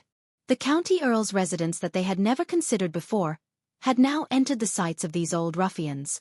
No one would refuse money, and 5 times the monthly salary was enough to tempt these old ruffians. Everyone turned to Cui Xin and Ho Junji, wanting to see if these two bigwigs had anything to say. Cui Xin and Ho Junji were inwardly cursing, but when they saw the gazes of the crowd, Cui Xin hesitated for a while before saying, "In the future when you have children, they can enter the Cui clan of Qinghe to study." Ho Junji scanned the crowd and said, The troops of this residence will follow this one into battle, and their contributions will be calculated. In the future, it is possible for any of you to become a general in the army. These two conditions had tempted these old soldiers. Joining the Chui clan of Qinghe and Ho Junji might not bring them much money, but it wasn't without benefits. The Chui clan of Qinghe had the advantage of stability, and their children could study in the Chui clan of Qinghe and have a promising future. And joining Ho Junji would allow them to make contributions on the battlefield. While they were both on the battlefield, serving in the army was completely different from serving as a duke's subordinate. Firstly, it was safer, and secondly, it was easier to make contributions. There were many captains and commandants in the army who had been promoted from serving as the subordinates of bigwigs in the army. At this moment, Li Wangyu opened his mouth again. The county count's manor of Hu County will provide each troop with a house and a wife. Nanny? Wife. His words not only caused Chui Xin and Ho Junji's eyes to widen, but the eyes of the old soldiers also turned red. The reason why these old soldiers were willing to stay in Chang'an and join the nobility was naturally because they had no one to rely on. Of these 73 people, their parents were no longer alive, and they hadn't married yet. Otherwise, these soldiers with families wouldn't be willing to become subordinates. To put it bluntly, these 73 old bachelors were single dogs. They were no different from the original Niu clan brothers. Hearing that they would be given a wife, the crowd naturally went into an uproar. County Earl of Huxian, you must be joking. You can give a wife? She can't be a maid bought from the market, right? Is she really a woman with a clean background? Li Wangyu turned to Niu Wu and asked, Niu Wu, tell us, what is your wife's background? Niu Wu couldn't help but be a little surprised. He rubbed his hands together and chuckled foolishly. Before my wife married me, she was a palace maid in the Taiji Palace. Is she beautiful? As beautiful as a fairy. Li Wangyu nodded his head in satisfaction. Then he turned to the old soldiers and asked, Did you hear that? A palace maid in the Taiji Palace. Do you want her? The wolves howled. Yes. Chapter 470. Li Wangyu inwardly cursed, these old perverts. When they heard that he was going to marry a beautiful wife, they started howling like wolves. His words just now had Chui Xin and Ho Junji panicking. Ho Junji's face turned stiff. County Count Hu, how could you say such things? Marriage is naturally decided by the parents. What reason is there to give them away? Aren't you a sex matchmaker? Li Wangyu rolled his eyes. How am I a sex matchmaker? Of course, it's a formal marriage. Isn't this Chu of mine also a formal marriage? Duke Marquis should know that the sage personally gave her away, right? Ho Junji angrily retorted. Even so, the sage showed mercy last time and allowed 3,000 palace maids to leave the palace. Presumably, this Chu of yours is also one of those palace maids. But now, where are you going to give your fellow soldiers the chance to marry palace maids? Aren't you just using your fellow soldiers to tease us? His words made the old ruffians rather suspicious. Just because County Count Hu's soldiers could marry palace maids didn't mean that they could as well. Li Wangyu chuckled. Why not? I can ask the sage to release several dozen palace maids. This isn't a difficult matter. You, who do you think you are? Ho Junji was so infuriated that he almost choked on his own saliva. Me. Surnamed Li. Given name Wang Yu. Given name Zio. Has Duke Marquis forgotten? Li Wangyu shook his head, seemingly regretting that Ho Junji's memory was poor. Before Ho Junji could speak, he added, Right, my uncle's surname is also Li. Ho Junji was rendered speechless by his words. On the other hand, Li Wangyu was delighted. He had finally experienced the pleasure of shouting my father is Li Gang in the Tang dynasty. Moreover, how could my father is Li Gang compare to my uncle is Li Shimin? Saying these words made his mind and body feel refreshed, his thoughts clear. Li Wangyu truly wasn't trying to fool these old ruffians. In any case, there were still several thousand palace maids in Taiji Palace. With his reputation, it would not be difficult to ask Pai Lupi to release dozens of palace maids who were willing to marry. The performance of these veteran ruffians even made Li Wangyu wonder if he could use this method to recruit long-term troops in the future. He didn't think that having a few dozen troops was enough. Even that Zhang Liang had shamelessly taken in 500 fake soldiers. He, Li Wangyu, had so many businesses. If he didn't recruit more troops to protect them, it wouldn't do. If Pai Lupi knew that Li Wangyu used the palace maids in his Taiji palace as a bargaining chip to recruit troops, he would probably chop Li Wangyu into pieces. Li Wangyu's shameless words made even Cheng Chumo's eyes widen. Hedonistic, he was too hedonistic. Seeing that many of the Golden Guard still didn't understand, Cheng Chumo could only lightly cough and say to the stunned veterans, "County Count whose Uncle Tsong is the current sage." The Uncle Tsong who hasn't stepped out of his first marriage. With his explanation, the old ruffians from the Jin Wu Guard finally understood why Li Wangyu had said those words. The young county count in front of them was the current sage's nephew Tsong who hasn't stepped out of his first marriage. 5 times the salary, a promised daughter-in-law, and a frighteningly deep background. This county count who seemed to be the one in high demand. Before anyone could say anything, Li Wangyu added another heavy bargaining chip. In the future when you have children, they can study with His Highness the Crown Prince, His Highness King Yu, and the sage's 7th Prince, His Highness King Jin. This lord might also accept them as disciples. His words first stunned the veteran ruffians, then they became ecstatic. Yes, how could they forget that this county count who was the Crown Prince's imperial tutor? If they became his troops, wouldn't their sons be able to study with the Crown Prince in the future? In comparison, the teachings of the Chui clan of Qinghe weren't even worth a mention. In truth, they had also forgotten that the Crown Prince was already 9 years old, but they didn't even know where their daughter-in-law was. Even if they were to get married right away and give birth to a son after 10 months, how old would Li Chengqian be by the time he reached the age where he could study? How could he possibly study with those brats? However, Li Wangyu wasn't trying to fool them. After all, the future emperor of the Tang dynasty, Li Ji, had just been born. If they moved fast enough, it wasn't impossible for their children to study with Li Ji in the future. Li Wangyu's many conditions left Chui Xin and Hou Junji with bitter expressions. They had thought that this county count who was overestimating himself by competing with them for a troop. But looking at the gleaming eyes of the veteran ruffians, how could they not know that they had made a wasted trip today? As the head of the Chui clan of Qinghe, Chui Xin didn't like Li Wangyu, but he didn't have much of a grudge against him. Of the 5 clans and 7 watches, only the Zheng clan of Xingyang and the Wang clan of Taiyuan were like fire and water with Li Wangyu. While the other clans didn't like Li Wangyu, they weren't so bad as to make things worse.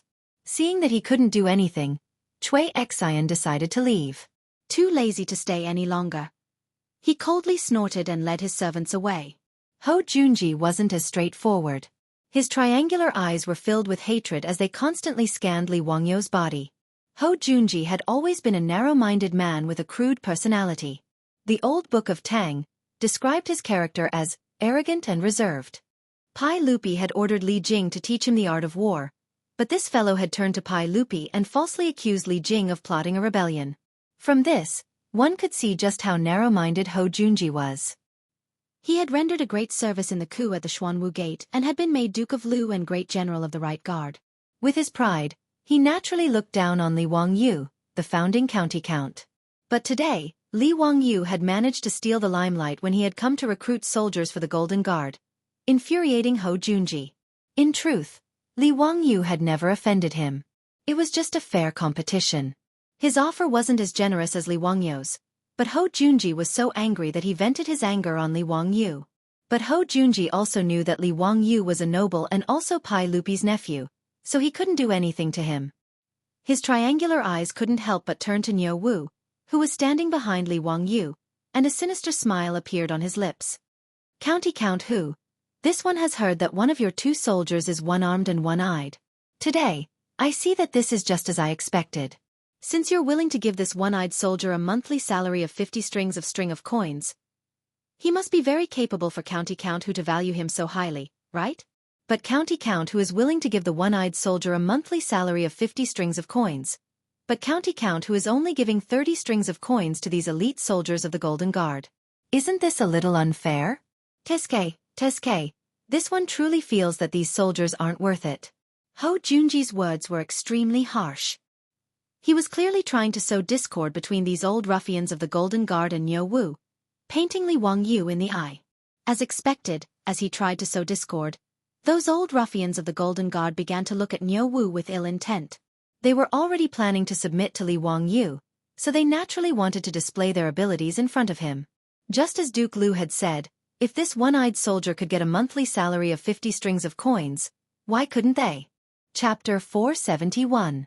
Li Wangyu was infuriated by Ho Junji's shameless words. He really wanted to curse out loud. What does it have to do with you? And Ho Junji's insult of Niu Wu being a one-eyed dragon had infuriated Li Wangyu even more. But Ho Junji's provocative words had stirred up the hearts of these ruffians. Faced with a group of eager killers, Li Wangyu was caught off guard for a moment. He had a deep relationship with the Niu brothers, and it wasn't something that could be described as formidable. Even if the Niu brothers didn't have much skill, he wouldn't look down on them. He would never abandon them. When he was still insignificant, he was still having a headache over how to survive the plague of locusts. At that time, the Niu brothers had already pledged themselves to him. How could this friendship be measured by a monthly salary? To put it bluntly, Niu Yong and Niu Wu were Li Wangyu's family in the Tang dynasty. Let alone a monthly salary of 50 strings of coins. Even if he had to give half of the family fortune to these two brothers, Li Wangyu wouldn't even bat an eyelid. But he couldn't explain these words to these ruffians in a short time. But Li Wangyu didn't want Niu Wu to fight with these ruffians to prove his ability. Although Niu Wu had said that he wouldn't have a problem fighting one against two, fists and kicks had no eyes. If Niu Wu was injured, Li Wangyu would be heartbroken. Even if he injured these ruffians, it would still be very troublesome. Li Wangyu naturally understood that this group of old ruffians had the intention of throwing themselves into his residence. In the future, these people would be Niu Wu's comrades. If they were to get angry and hurt the harmony, it wouldn't be good. But before he could think of a way to speak, Niu Wu puffed out his chest and strode forward. This one truly doesn't have much skill, and I was even blinded in one eye by the Turks. But if you want to measure this one's ability, you can come and try. Niu Wu seemed rash, but he was actually quite meticulous. The reason he had stepped forward to challenge these ruffians wasn't just because of Ho Junji's provocation. Niu Wu was well aware that if this group of assassins wanted to pledge their allegiance to his Lang Jun, they would become his subordinates. The leader of this song was none other than him and his brother. This was not only due to their confidence in their own abilities, but also due to their understanding of Li Wangyu's righteousness. Therefore, Niu Wu naturally had to consider Li Wangyu. Using his fists to subdue this group of killing geniuses was the best choice. Otherwise, a group of ruffians born in the Jin Wu guards might not necessarily submit to him and his older brother. If they could not achieve unity, how could they protect their own Lang Jun? Niu Wu's words stunned Li Wangyu, and he subconsciously wanted to object. However, Niu Wu's resolute gaze caused him to hesitate. At the same time, he immediately understood Niu Wu's intentions. But he couldn't stop it, and this only made Li Wangyu even more furious at Ho Junji's despicable conduct. Li Wangyu rolled his eyes and said in a clear voice, "Haha, Lord Ho is right. This song of mine doesn't have much skill, just a bit of punching and kicking." After hearing the Marquis's words, I felt that they made sense. This monthly salary of 50 strings of coins was most likely a loss. But since Lord Ho wants to recruit troops today, why don't you let my good-for-nothing troops test their skills against Lord Ho's troops? Let me see the difference between a monthly salary of 6 strings of coins and a monthly salary of 50 strings of coins. TSK. A monthly salary of 6 strings of coins is truly cheap. Lord Ho is truly formidable. Since he couldn't stop Niu Wu, he decided to direct the spearhead to Ho Junji. Didn't you insult Niu Wu for being a one-eyed man? Then let's see how formidable Ho Junji's troops are. Li Wangyu's mention of a monthly salary of 6 strings of coins made the troops behind Ho Junji pale. Just now, when Ho Junji's troops had heard that Li Wangyu's troops were being paid 50 strings of coins a month and that he was offering 30 strings of coins to the veterans of the Jin Wu guards, their eyes had turned red with envy and jealousy. Now that they heard Li Wangyu describe them as cheap goods, they could no longer hold themselves back. Lord Ho, let me test out that one-eyed man's skills. I'd like to see just what sort of person can get a monthly salary of 50 strings of coins. Lord Ho, let this one measure him. Lang Jun, this one requests a battle. Li Wangyu's words had provoked Ho Junji's troops into acting like they had eaten gunpowder. This was far beyond Ho Junji's expectations. He had always been the one scheming against others, but now, he had been tricked by this youth, causing Ho Junji's face to scowl. But now that his troops were all asking for a battle, how could he say no? But Ho Junji was in no rush. He naturally had absolute confidence in his subordinates. These were the valiant soldiers of his army who had fought alongside him for many years. Ho Junji felt that dealing with a one-eyed man was no problem.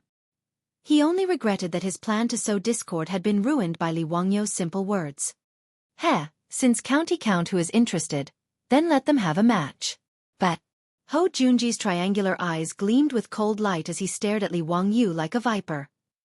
But since it's a match, there should be a little prize. What does County Count who think? Oh, what does Lord Ho mean? Ho Junji sinisterly chuckled. This one has heard that County Count whose estate has a 40% share in the Shadowzi wine workshop. This one is not greedy, so if you use 20% as the wager, does County Count who dare to make a bet? Li Wangyu inwardly cursed at these words. This bastard was actually eyeing his businesses? Li Wangyu was also perplexed. This carriage company, the wine workshop, and the underwear store were all money trees. Which noble in Chang wouldn't be envious? But everyone knew that this was a joint venture between Li Wangyu and Pai Lupi. No matter how envious others were, none of them dared to touch it. So why was Ho Junji so bold as to covet a share in the wine workshop? But when he thought about Ho Junji's reputation in history for being greedy, Li Wangyu understood. This fellow had always been a bastard who viewed wealth as his life.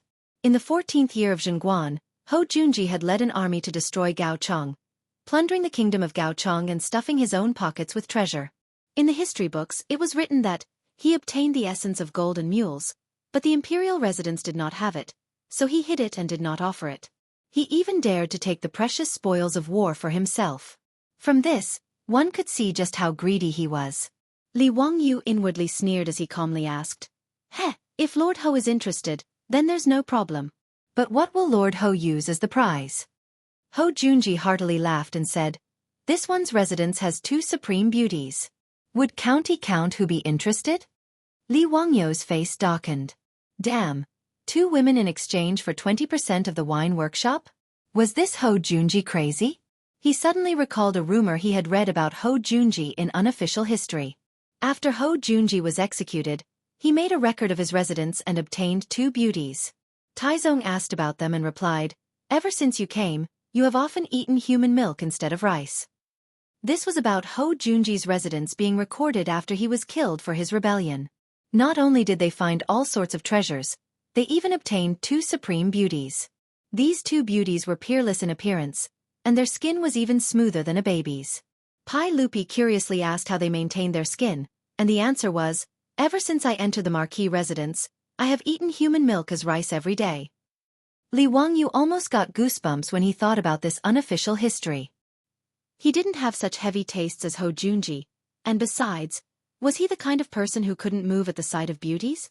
Using 2 women to gamble with him for a share in the wine workshop was simply wishful thinking. Lord Ho should keep the beauties for himself to enjoy. I'm not interested, so why don't Lord Ho use some other prize?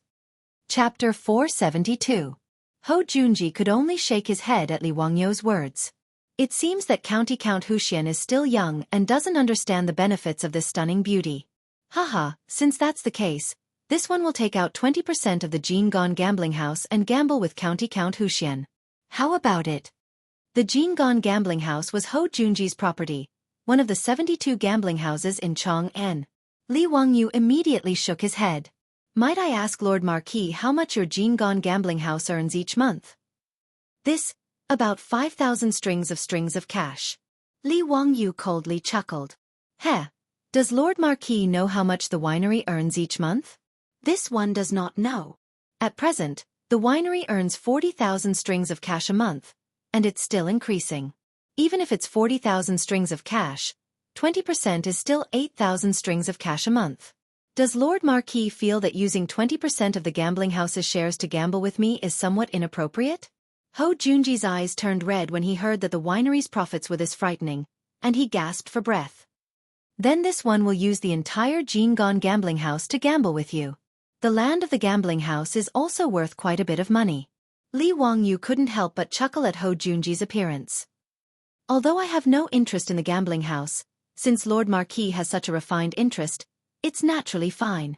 But what? Ho Junji impatiently asked. He could already see the 20% share of the winery falling into his pocket. But since the stakes are so large, this gamble naturally can't be so casual. A witness must be invited. In addition, a mere competition of fists and feet is a bit too much of a joke. I have a suggestion for a gamble. Would Lord Marquis be willing to hear it? Li Wangyu already had a plan in mind, so he unhurriedly spoke. Speak. A mere competition of fists and feet between two troops is truly boring. Why don't our troops find a forest outside Chang'an and have a real battle? What does Lord Marquis think? This. Li Wangyu's suggestion caught Ho Junji by surprise. Of course, since my troops have a high monthly salary, they naturally can't be the same as the Marquis troops. TSK, a monthly salary of 6 passes is truly cheap. Li Wangyu's words caused Ho Junji and his subordinates to scowl. This bastard. Is he addicted to talking? Logically speaking, the 2 troops in my residence have a monthly salary of 100 strings of coins, which is equivalent to the salary of 16 troops of the Marquis. However, as Marquis Ho said, these 2 troops in my residence are handicapped. Li Wangyu pointed at Niu Wu and continued, so after weighing the pros and cons, let's have 2 troops from my residence fight against 10 troops from the Marquis residence. How about it? Is Marquis interested? Li Wangyu's words caused Ho Junji's eyes to brighten. 2 cripples against 10 of his troops. Weren't they rushing to give him money? There was no reason for him to refuse. In a one-on-one battle, he didn't think that Li Wangyu's troops had a chance of winning, much less 2 against 10. This was simply suicidal. Was this young man worried that his troops wouldn't die quickly enough? Agreed. Let's do as County Count who says. Ho Junji was worried that Li Wangyu would go back on his word, so he immediately nodded. Li Wangyu happily smiled. Okay, then it's settled. Of course, in order to avoid harming the relationship between our 2 clans, when they fight, the weapons and arrows must be wrapped in cotton cloth. They can be smeared with lime, and if they are struck by a sword or saber, they will have to withdraw from the competition. Does Lord Marquis think this is acceptable? Ho Junji thought about it and decided that there was nothing disadvantageous to him, so he nodded. It's fine. Since that's the case, how about Duke of Lu and the Duke of Yi act as mediators and referees? 3 days later, our 2 clans will find a forest near the Jade Star Palace and decide the victor. Ho Junji naturally nodded in agreement, and the 2 clapped their hands together to seal the deal.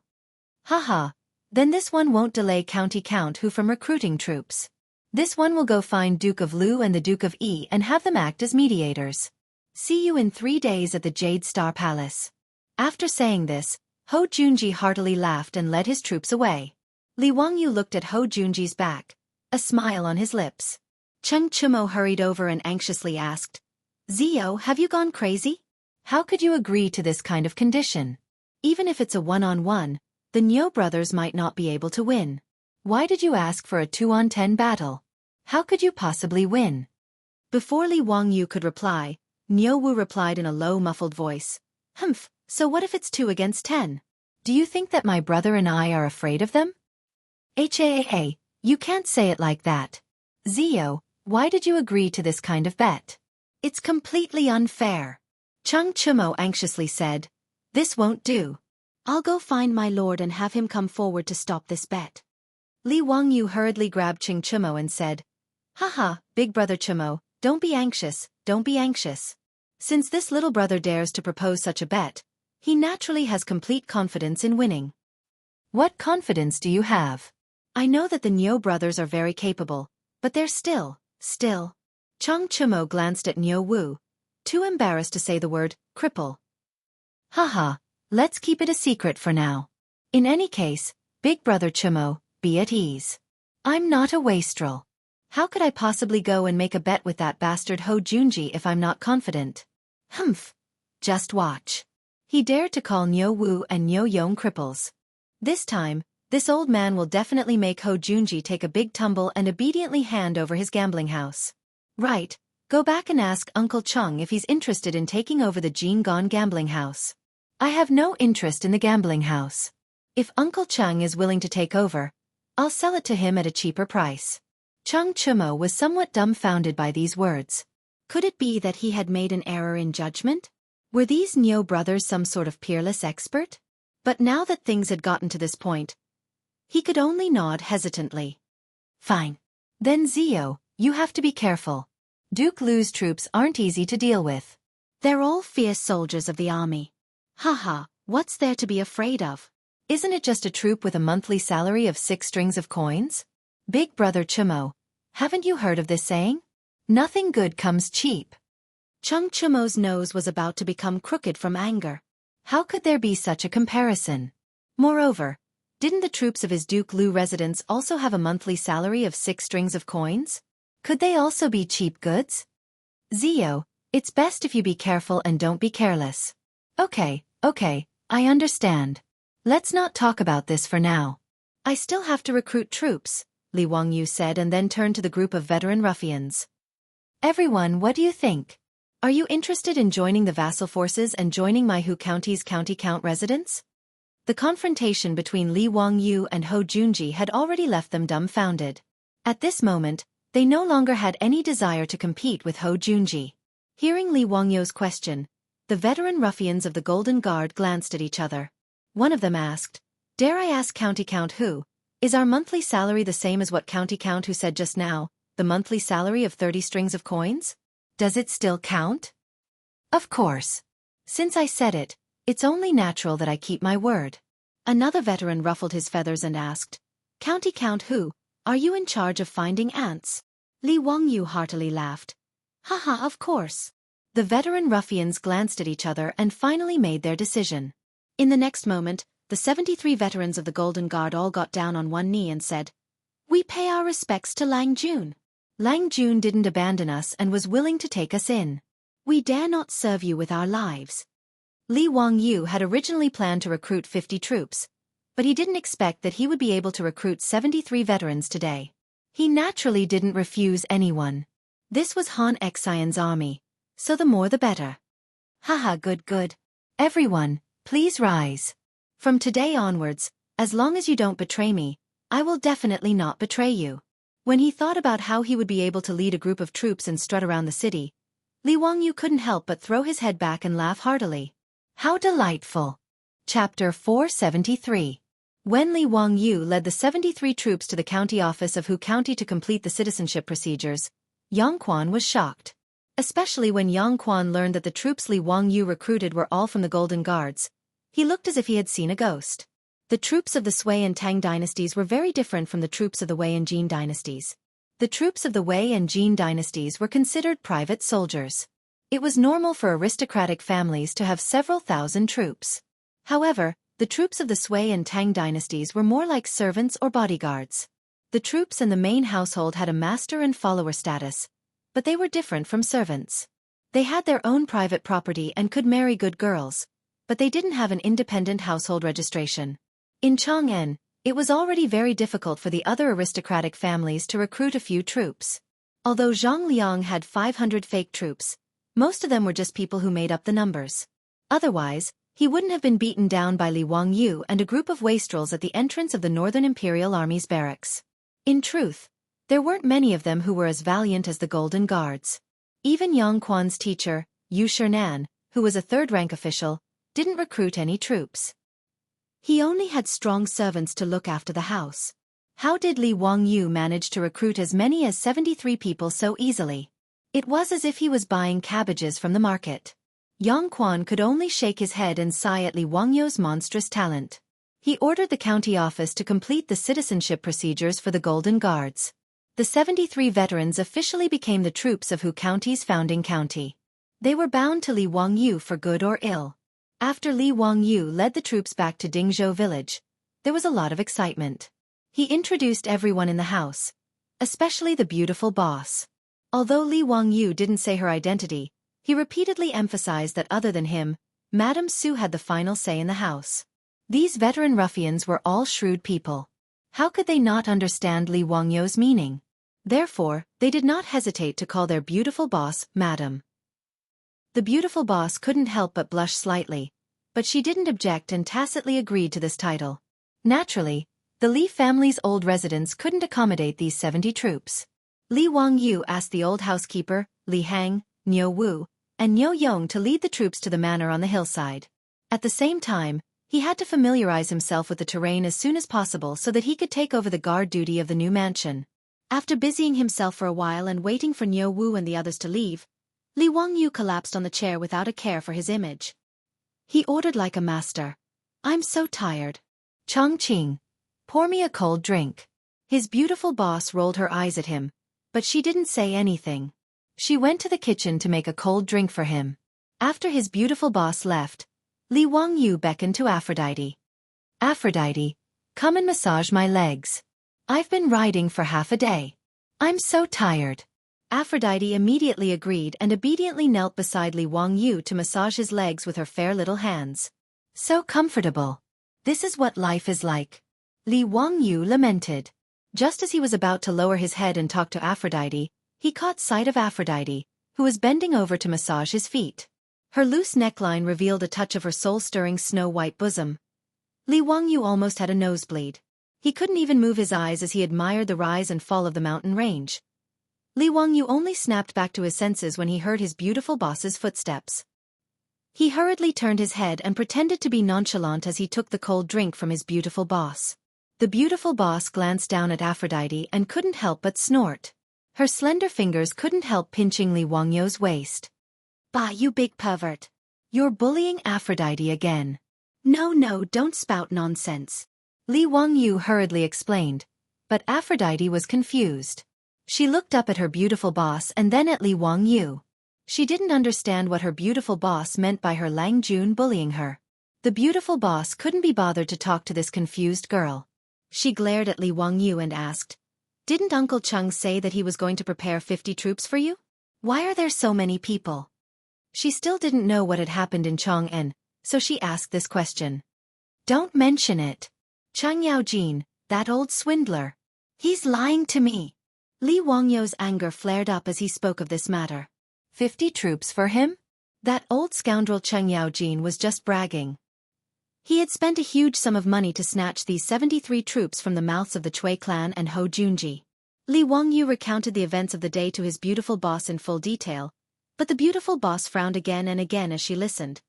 "Wangyu, aren't you being too arrogant? It's true that Niu Yong and Niu Wu are very powerful, but you shouldn't have agreed to let them fight with Ho Junji's troops. And even though they're our troops, aren't you being too disrespectful to them?" The beautiful boss was still not used to the hierarchy of the Tang dynasty, much less the hierarchy of master and servant. In her view, Niu Yong and Niu Wu were her family. But Li Wangyu actually wanted them to fight with their lives on the line against Ho Junji's troops. She found this very hard to accept. His beautiful boss's words also made Li Wangyu feel a little awkward. Thinking back, when he made the bet with Ho Junji, he really hadn't considered the feelings of Niu Wu and the others, much less asked for their opinion. It seemed that after transmigrating to the Tang dynasty for half a year, he had already gotten used to the hierarchy of the Tang dynasty. Li Wangyu seriously reflected on his beautiful boss's criticism before nodding his head and replying, "Chongqing, you've said too much. It was my lack of consideration. I'll apologize to Niu Yong and Niu Wu later. But don't worry, I only agreed to that bastard Ho Junji's request because I was completely confident." He looked at his beautiful boss guiltily and said, "It's mainly because that bastard Ho Junji humiliated Niu Wu as a cripple and called him a one-eyed dragon. In a moment of anger, I proposed the bet with him." "Then what method do you have to ensure that Niu Yong and Niu Wu win? They have a total of 10 opponents." His beautiful boss wasn't angry at Li Wangyu. She just felt that Li Wangyu lacked consideration and put the Niu brothers in danger. "He, who asked Niu Wu to boast to me? He said that he and Big Brother together could defeat the 73 old soldiers of the Jinwu Guard. No matter how powerful Ho Junji's troops are, they can't be as powerful as these 73 people, right?" Li Wangyu explained with a smile. "And I have a divine weapon." Li Wangyu lowered his voice and whispered a few words into his beautiful boss's ear. Hearing this, his beautiful boss raised her eyebrows and asked, "That's it? Are you sure?" "Yes, it's definitely true. If you don't believe me, we can give it a try first. I'll have to trouble you to bring Afro, Perrin, and the others to make it first. Then, I'll have Niu Yong and Niu Wu use it to fight against the 73 soldiers. If it really doesn't work, I'll just admit defeat. Isn't it just 20% of the winery? I can afford to lose. Don't worry, I definitely won't let the Niu brothers take the risk." "All right, since you've said so, I'll listen to you." His beautiful boss didn't waste any time. She pulled Afro to the rear courtyard and called over Perrin and the 4 maids in the residence. Then she got to work. Chapter 474. 3 days later, in the Yellow Valley of the Qinling Mountains. The originally quiet Jade Star Palace of the Tang dynasty was exceptionally lively today.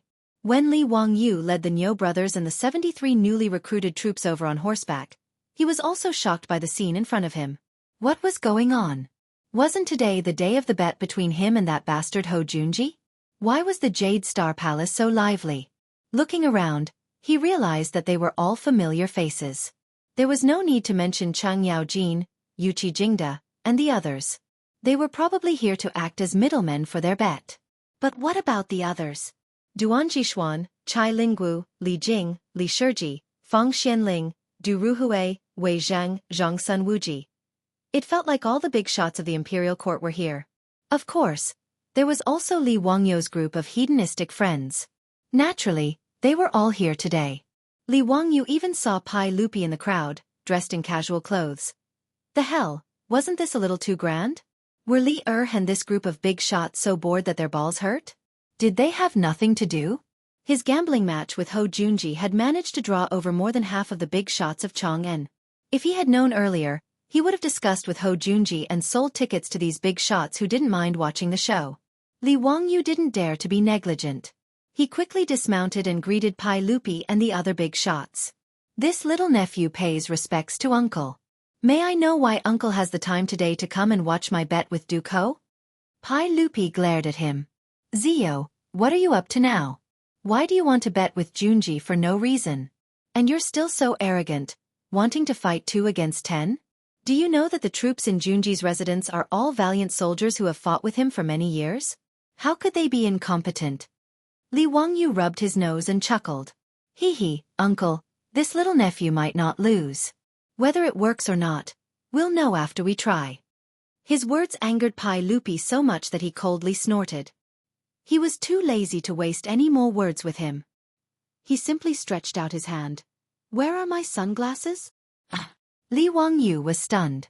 Pai Lupi, aren't you jumping from topic to topic a bit too fast? Just now, they were still talking about the bet. How did the topic change to sunglasses? He then looked at Pai Lupi's side. Chang Yaojin, that black-faced old hooligan, was wearing the crystal sunglasses he had given him, proudly showing off to the others. Naturally, he understood everything. Li Wangyu quickly and respectfully took out a pair of sunglasses from his waist and presented it to Pai Lupi. Pai Lupi didn't stand on ceremony. He took the sunglasses and skillfully put them on the bridge of his nose. From the looks of it, he had already learned how to use the sunglasses from Chang Yaojin and had even tried them on. Li Wangyu was even surprised to find that not only was Chang Yaojin wearing sunglasses today, but many of the big shots present were also wearing sunglasses that he had made himself. Chai Linggu, Yuqi Jingda, Niu Jinda, Fang Xianling, Du Ruhui. Li Wangyu suddenly understood that these were the sunglasses of the rich playboys, which had been confiscated by his father. He had asked Chang Chumo to give the sunglasses to the debauches. Now, it seemed that these big shots had benefited. Chang Yaojin, who was wearing a pair of sunglasses, came over and slapped Li Wangyu's shoulder heavily. Wahahaha, my dear nephew, you've got guts.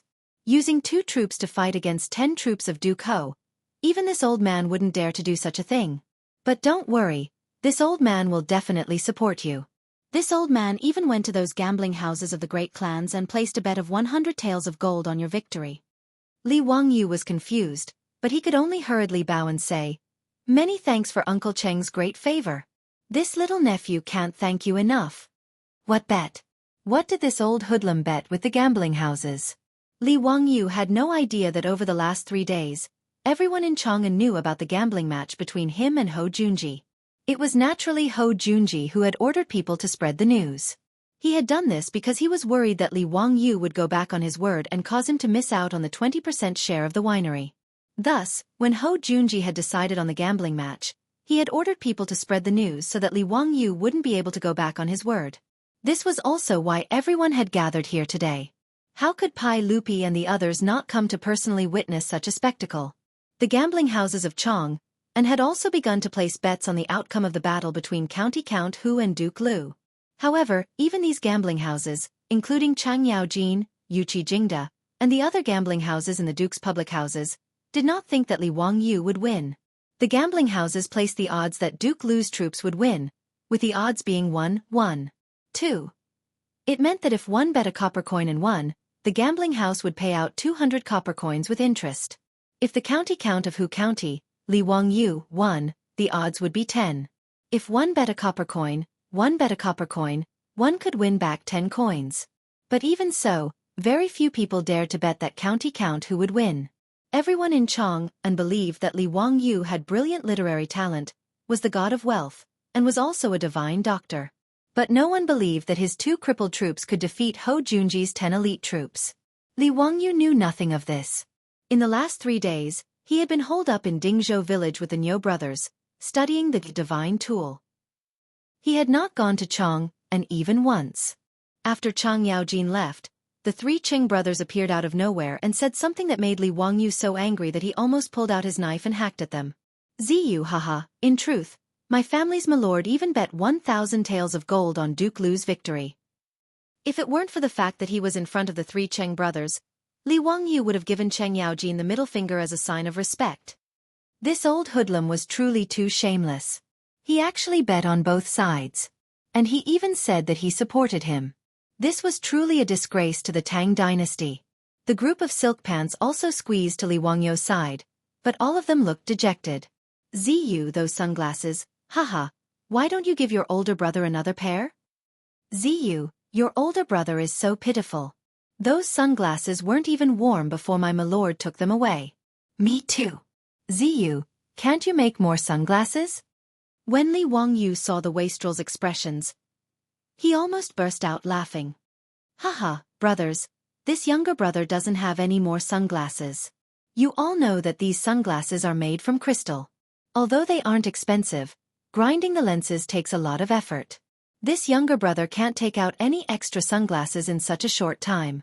Haha, but don't worry, I've already instructed the craftsman to continue grinding the lenses. In a few days, there will be new sunglasses for everyone. Hearing Li Wangyu's words, the wastrels could only nod their heads helplessly. They then looked at Li Wangyu and the 3 Cheng brothers with incomparable envy. Among the younger generation, only the 4 of them still wore sunglasses. Even the Yuqi twins didn't lose a single pair of sunglasses. They were all snatched away by Yuqi Jingda, saying that he was going to give them away. If their father wanted them, what could these fearless wastrels do?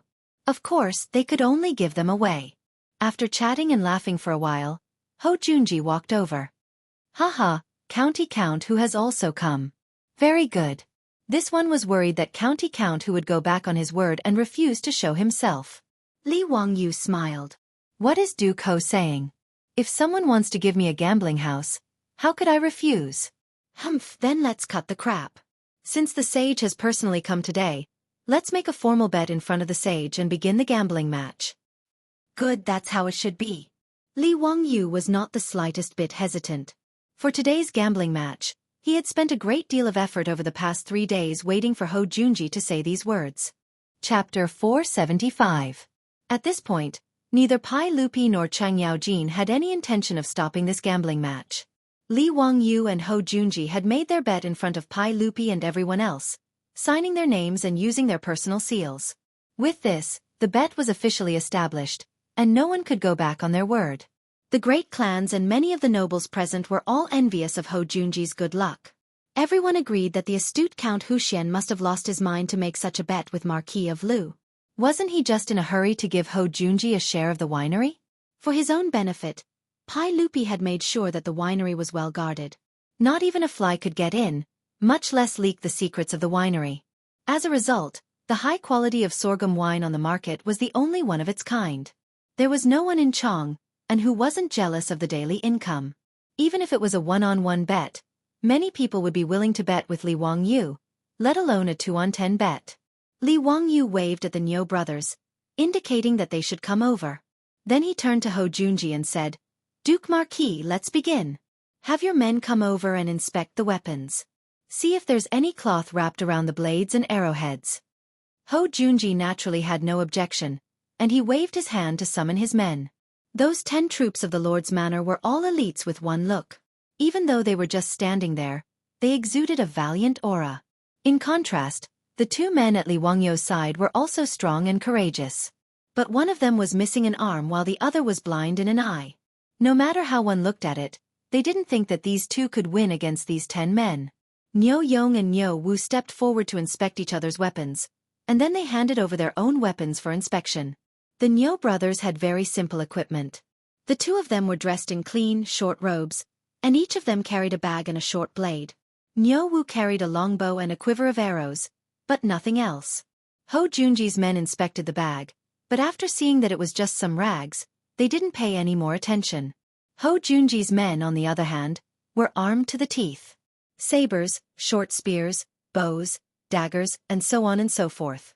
As Li Wangyu had requested, these weapons had been wrapped in cloth and covered in lime.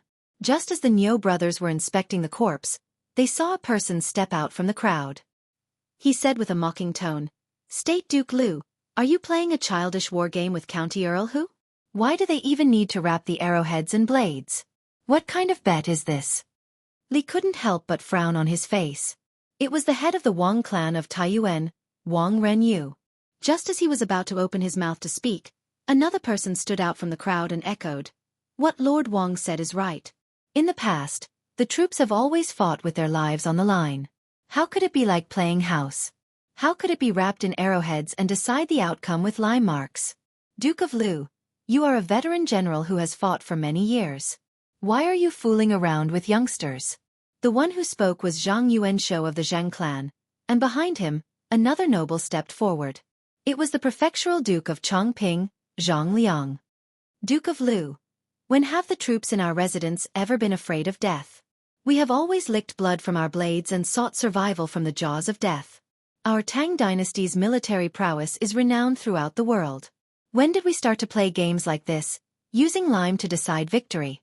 Duke of Liu, if this matter were to spread, I'm afraid that your fellow soldiers would lose face, right?" Ho Junji was a prideful person, but he also cared a lot about face. After being criticized by Wang Renyu, Zhang Yuanshou, and Zhang Liang, he couldn't help but blush. "County Count Hu, everyone's words are reasonable. Why don't we stop using these cotton-wrapped arrowheads? The life and death of our troops will be decided by fate. Let's fight to the death. How about it?" Ho Junji was now somewhat regretful that he had agreed to Li Wangyu's request. Li Wangyu naturally shook his head. "No, this is a condition that we agreed on that day. How can we go back on our words?" He was confident that the Niu brothers could defeat Ho Junji's troops. But swords had no eyes. If the Niu brothers made a mistake, wouldn't they be taking their lives? Moreover, as a good youth who had transmigrated from the future, how could Li Wangyu allow others to fight to the death for him? This wasn't the Roman era, where gladiators were still played. In truth, the battles between the troops of the Tang dynasty weren't necessarily any better than the gladiators of the Roman era. Although it wasn't necessarily a battle to the death, every time there was a conflict between nobles, when was there a battle that didn't result in several deaths? Li Wangyu was already cursing Wang Renyu, Zhang Yuanshou, and Zhang Liang's words. These bastards had nothing better to do. "Did this daddy invite you? What does it have to do with you?" "County Count Hu, I will instruct my troops to do their utmost to not harm your troops. How about it?" Ho Junji still wanted to persuade him. Li Wangyu immediately refused. "No. Since we agreed on this, there's no reason to change it at the last minute. If Lord Marquis isn't willing to fight like this, then why don't we just drop the matter?" Ho Junji felt rather helpless at Li Wangyu's refusal. He naturally didn't care about the method of the battle. In any case, his goal was to get a share of the winery. But if he continued to follow Li Wangyu's wishes and fight like this, he felt that he couldn't afford to lose face. Just as Zhang Liang had said, if this matter got out, wouldn't his fellow soldiers laugh their heads off? But now, Li Wangyu refused to agree no matter what. If he insisted, this battle naturally couldn't be carried out, and Ho Junji would never agree to that. For a moment, Ho Junji was in a dilemma. Even though Pai Lupi and Cheng Yaojin were close to Li Wangyu, they didn't want to see Li Wangyu lose this battle. But in truth, they all agreed with Wang Renyu and the others. Even Pai Lupi had been on the battlefield for many years and was used to seeing life and death. Using some sort of cloth to wrap up weapons and arrows to carry out a battle was truly child's play.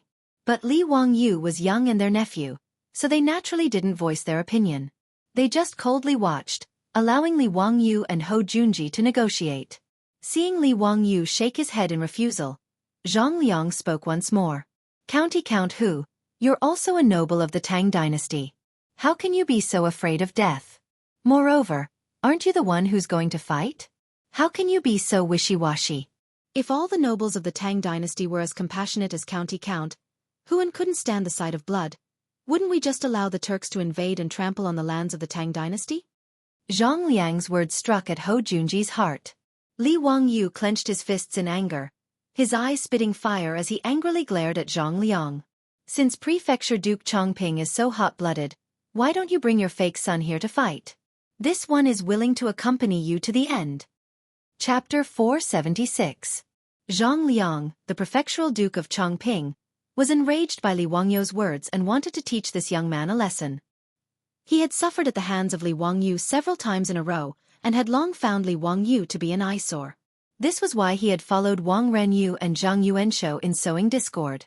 Now that Li Wangyu had so rudely rebuked him in front of everyone, he felt his blood boil. Count Huxian, don't be so impudent. Before Zhang Liang could finish speaking, Pai Lupi roared. Enough! Zhang Liang, you are also a veteran of the army. How can you speak so irrationally? Zio cherishes the lives of his troops. How can you say that the soldiers of the Tang dynasty are unable to defend against the sabers and spears of the Turks? What nonsense are you spouting? Zhang Liang's blood that had just surged to his head quickly receded like the receding tide after being scolded by Pai Lupi. Only then did he realize that the Count of Huxian, whom he had just reprimanded, was the Emperor's nephew. He was the current master of the Emperor's heart. He had been blinded by lard. How could he have offended him? Zhang Liang was not one of those aristocratic families. He did not have the qualifications to challenge Pai Lupi.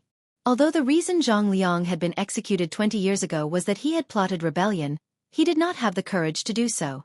After being reprimanded by Pai Lupi, Zhang Liang immediately cracked a smile that was uglier than crying. Yes, Your Majesty. This subject was impetuous.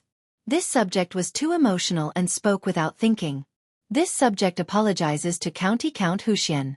Just now, I was muddle-headed and spoke nonsense. Please do not blame me. Seeing Pai Lupi stand up for him and Zhang Liang immediately lower his head, Li Wangyu could not say anything more. He could only silently nod his head, indicating that he accepted Zhang Liang's apology. The reason why Pai Lupi spoke up to defend Li Wangyu was naturally because there was a difference between them. Right now he had a lot of trust in Li Wangyu. This nephew of his, who had not yet stepped out of the 5th generation, not only had brilliant literary talent, he had also repeatedly rendered outstanding service. Which one of the things Li Wangyu came up with was not a treasure that could benefit the country and its people. Needless to say, he had also rescued Pai Lupi's son, Li Chengqian. He had also seen through the schemes of those people with ulterior motives and found Prince Li Ji.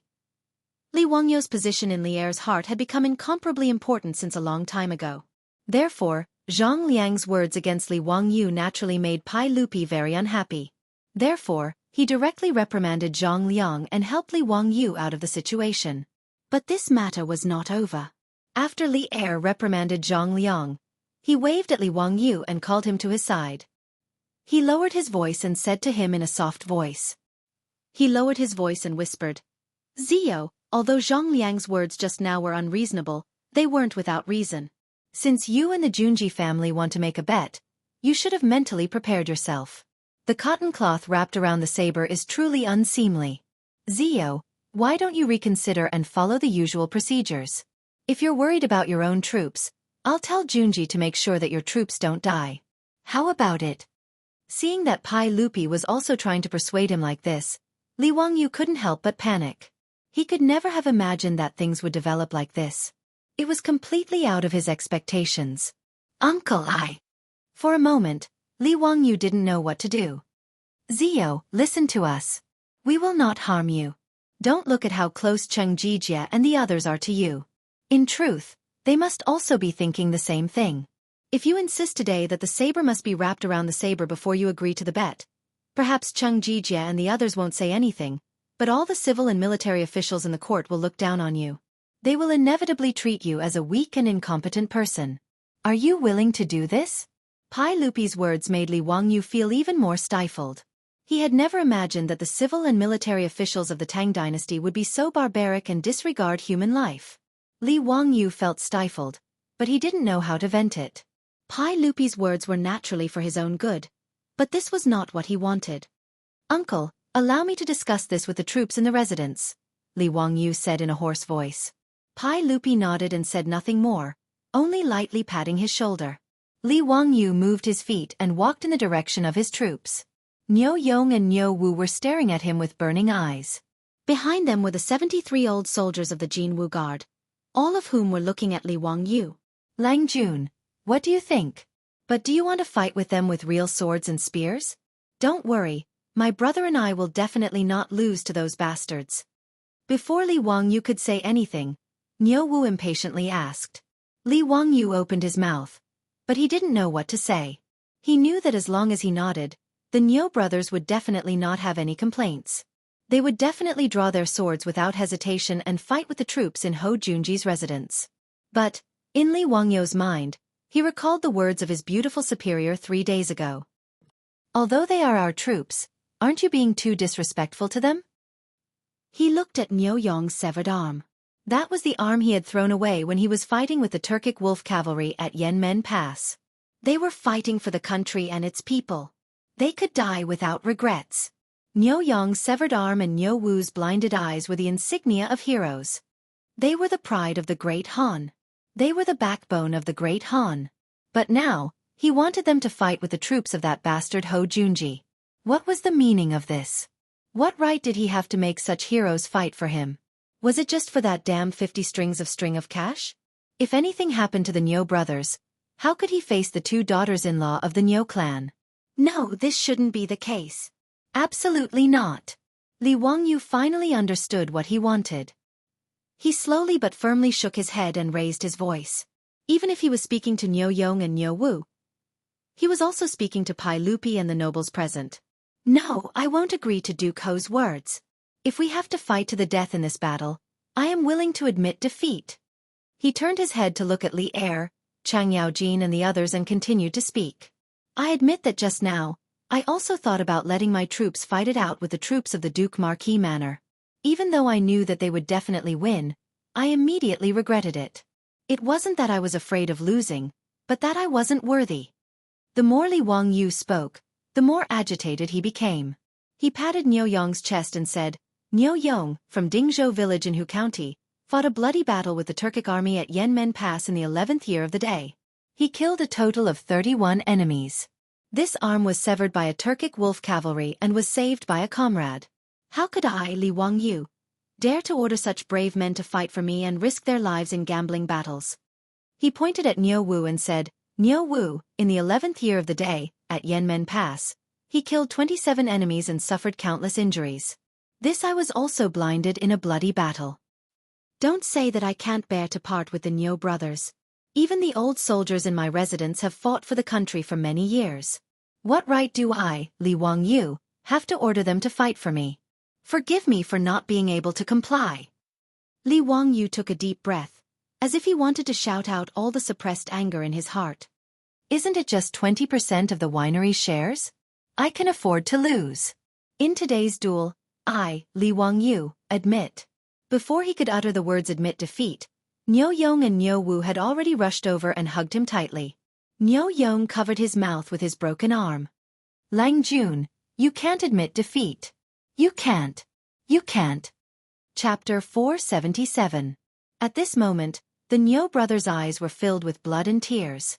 Even the 73 veteran ruffians that Li Wangyu had recently recruited were so excited that they couldn't control themselves.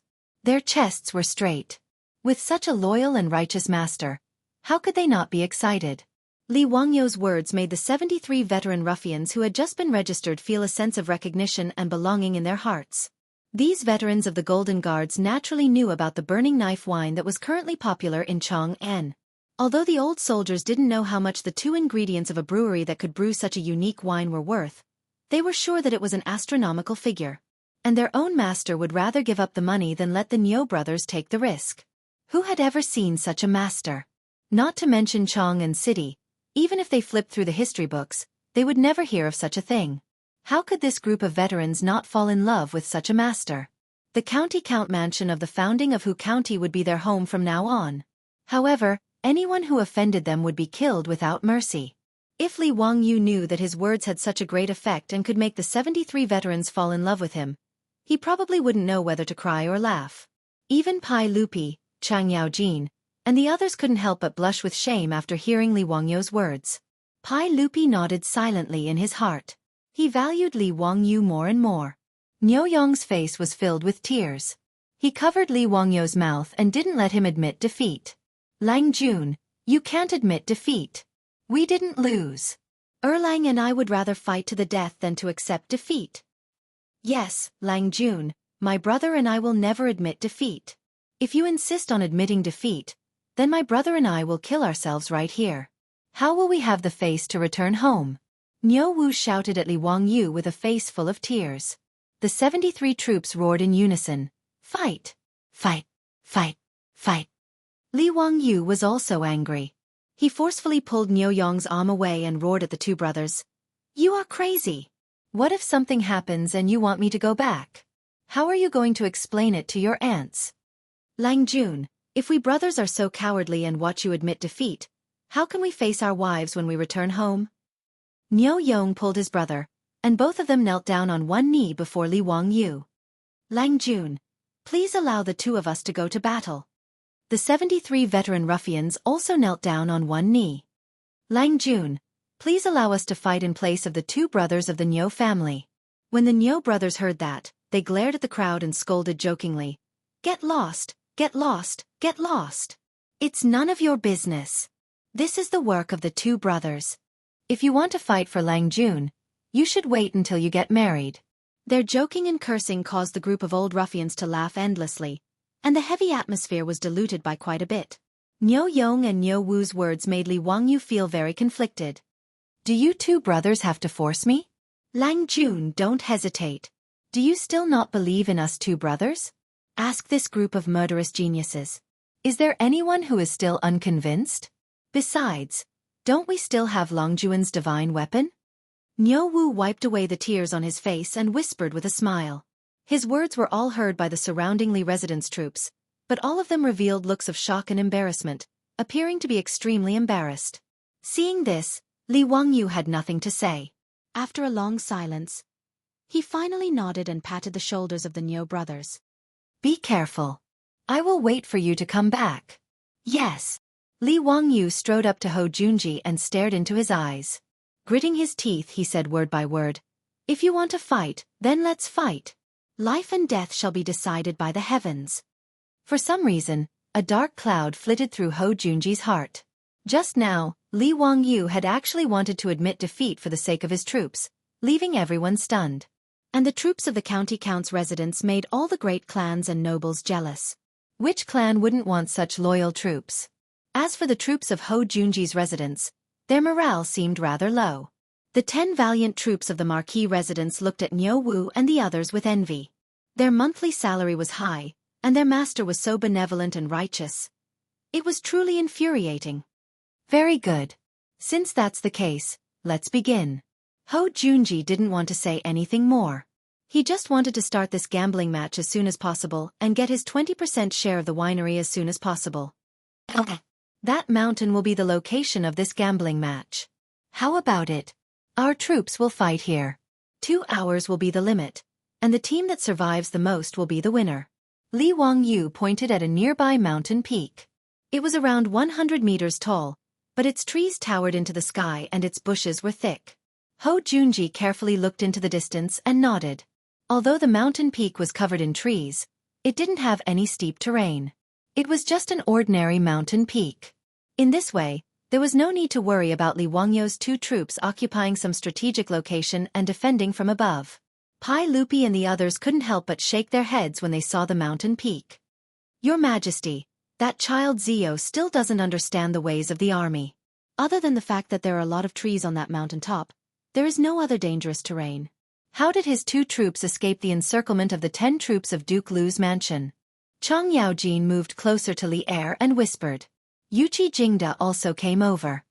Your Majesty, do you want to warn County Count Hu? If he chooses this mountain peak, his 2 troops probably won't have anywhere to hide. Once they're surrounded by Duke Lu's troops, no matter how capable they are, they won't be able to escape their doom. Pai Lupi silently nodded. This was also his view. Neither side would pay too much attention to this sort of mountain, as there was no terrain suitable for ambushes. But he couldn't say much. After all, Ho Junji was his favorite general. Pai Lupi could only watch from the sidelines in this gambling match. Forget it. Just treat it as Zio buying a lesson. He can pay for 20% of the winery, but it's a pity for those 2 warriors. Pai Lupi decided not to interfere in this matter. Pai Lupi had a deep impression of Niu Yong and Niu Wu, and he couldn't help but sigh. Duke Lu, since you have no objections, let's begin.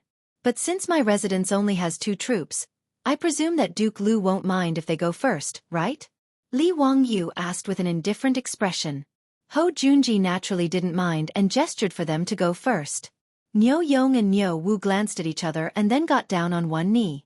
After bowing to Li Wangyu, they turned and rushed toward the mountain peak. Li Wangyu and his 73 troops all bowed to the departing figures of the 2. The figures of the Niu brothers quickly disappeared into the forest not far away and could no longer be seen.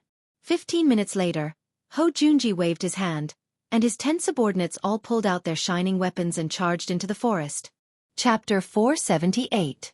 Once Ho Junji's troops entered the forest, everyone, including Pai Lupi, craned their necks to look up the mountain to see what the result was. The mountain peak that Li Wangyu had pointed out was only a few hundred meters away from where everyone was. Ho Junji was a high-profile individual, and the clothes he had distributed to his troops were also the same. The troops of his residence all wore red cloaks over white robes embroidered with violet flames, making them appear rather imposing. The color of these clothes was very conspicuous, so even after entering the forest, everyone could still make out their silhouettes. From the occasional red and white silhouette, everyone could see that Ho Junji's troops had distanced themselves from each other and were beginning to search the mountain for the Niu brothers. As for the Niu brothers, no one had seen them since they had entered the forest. The mountain wasn't big. From the foot of the mountain to the top, it was only about 100 meters high. The troops of the Marquis's residence had only needed 15 minutes to find the mountain. But even those at the base of the mountain could see that the troops of the Marquis's residence had come up empty-handed. There was no sign of the Niu brothers. Could the Niu brothers have ascended to the heavens on such a flat and unassuming hill? Pai Lupi and Chang Yaojin glanced at each other, confused as to why the troops of the Marquis's residence had failed to find them. Wang Renyu chuckled and said, Count Huxian, those 2 troops of your family didn't just speak pretty words but have already crossed the mountain and fled for their lives, right? Haha, no wonder the troops of the Duke of Lu residence couldn't find them. That's most likely the case. As expected, anyone can speak pretty words. This old man thought that Count Huxian's troops were truly chivalrous and courageous men, but in the end, they ran away. Truly laughable. Zhang Yuanshou naturally wouldn't let go of this chance to ridicule Li Wangyu. Zhang Liang's lips twitched, but when he thought about how he had been angrily reprimanded by Pai Lupi, he swallowed his words, but everyone could see the sneer on his face. Pai Lupi, Chang Yaojin, Yuqi Jingda, and the other big shots were also suspicious. They couldn't help but be filled with doubt. He was somewhat skeptical of Wang Renyu and Zhang Yuanshou's words. The hillside was not big.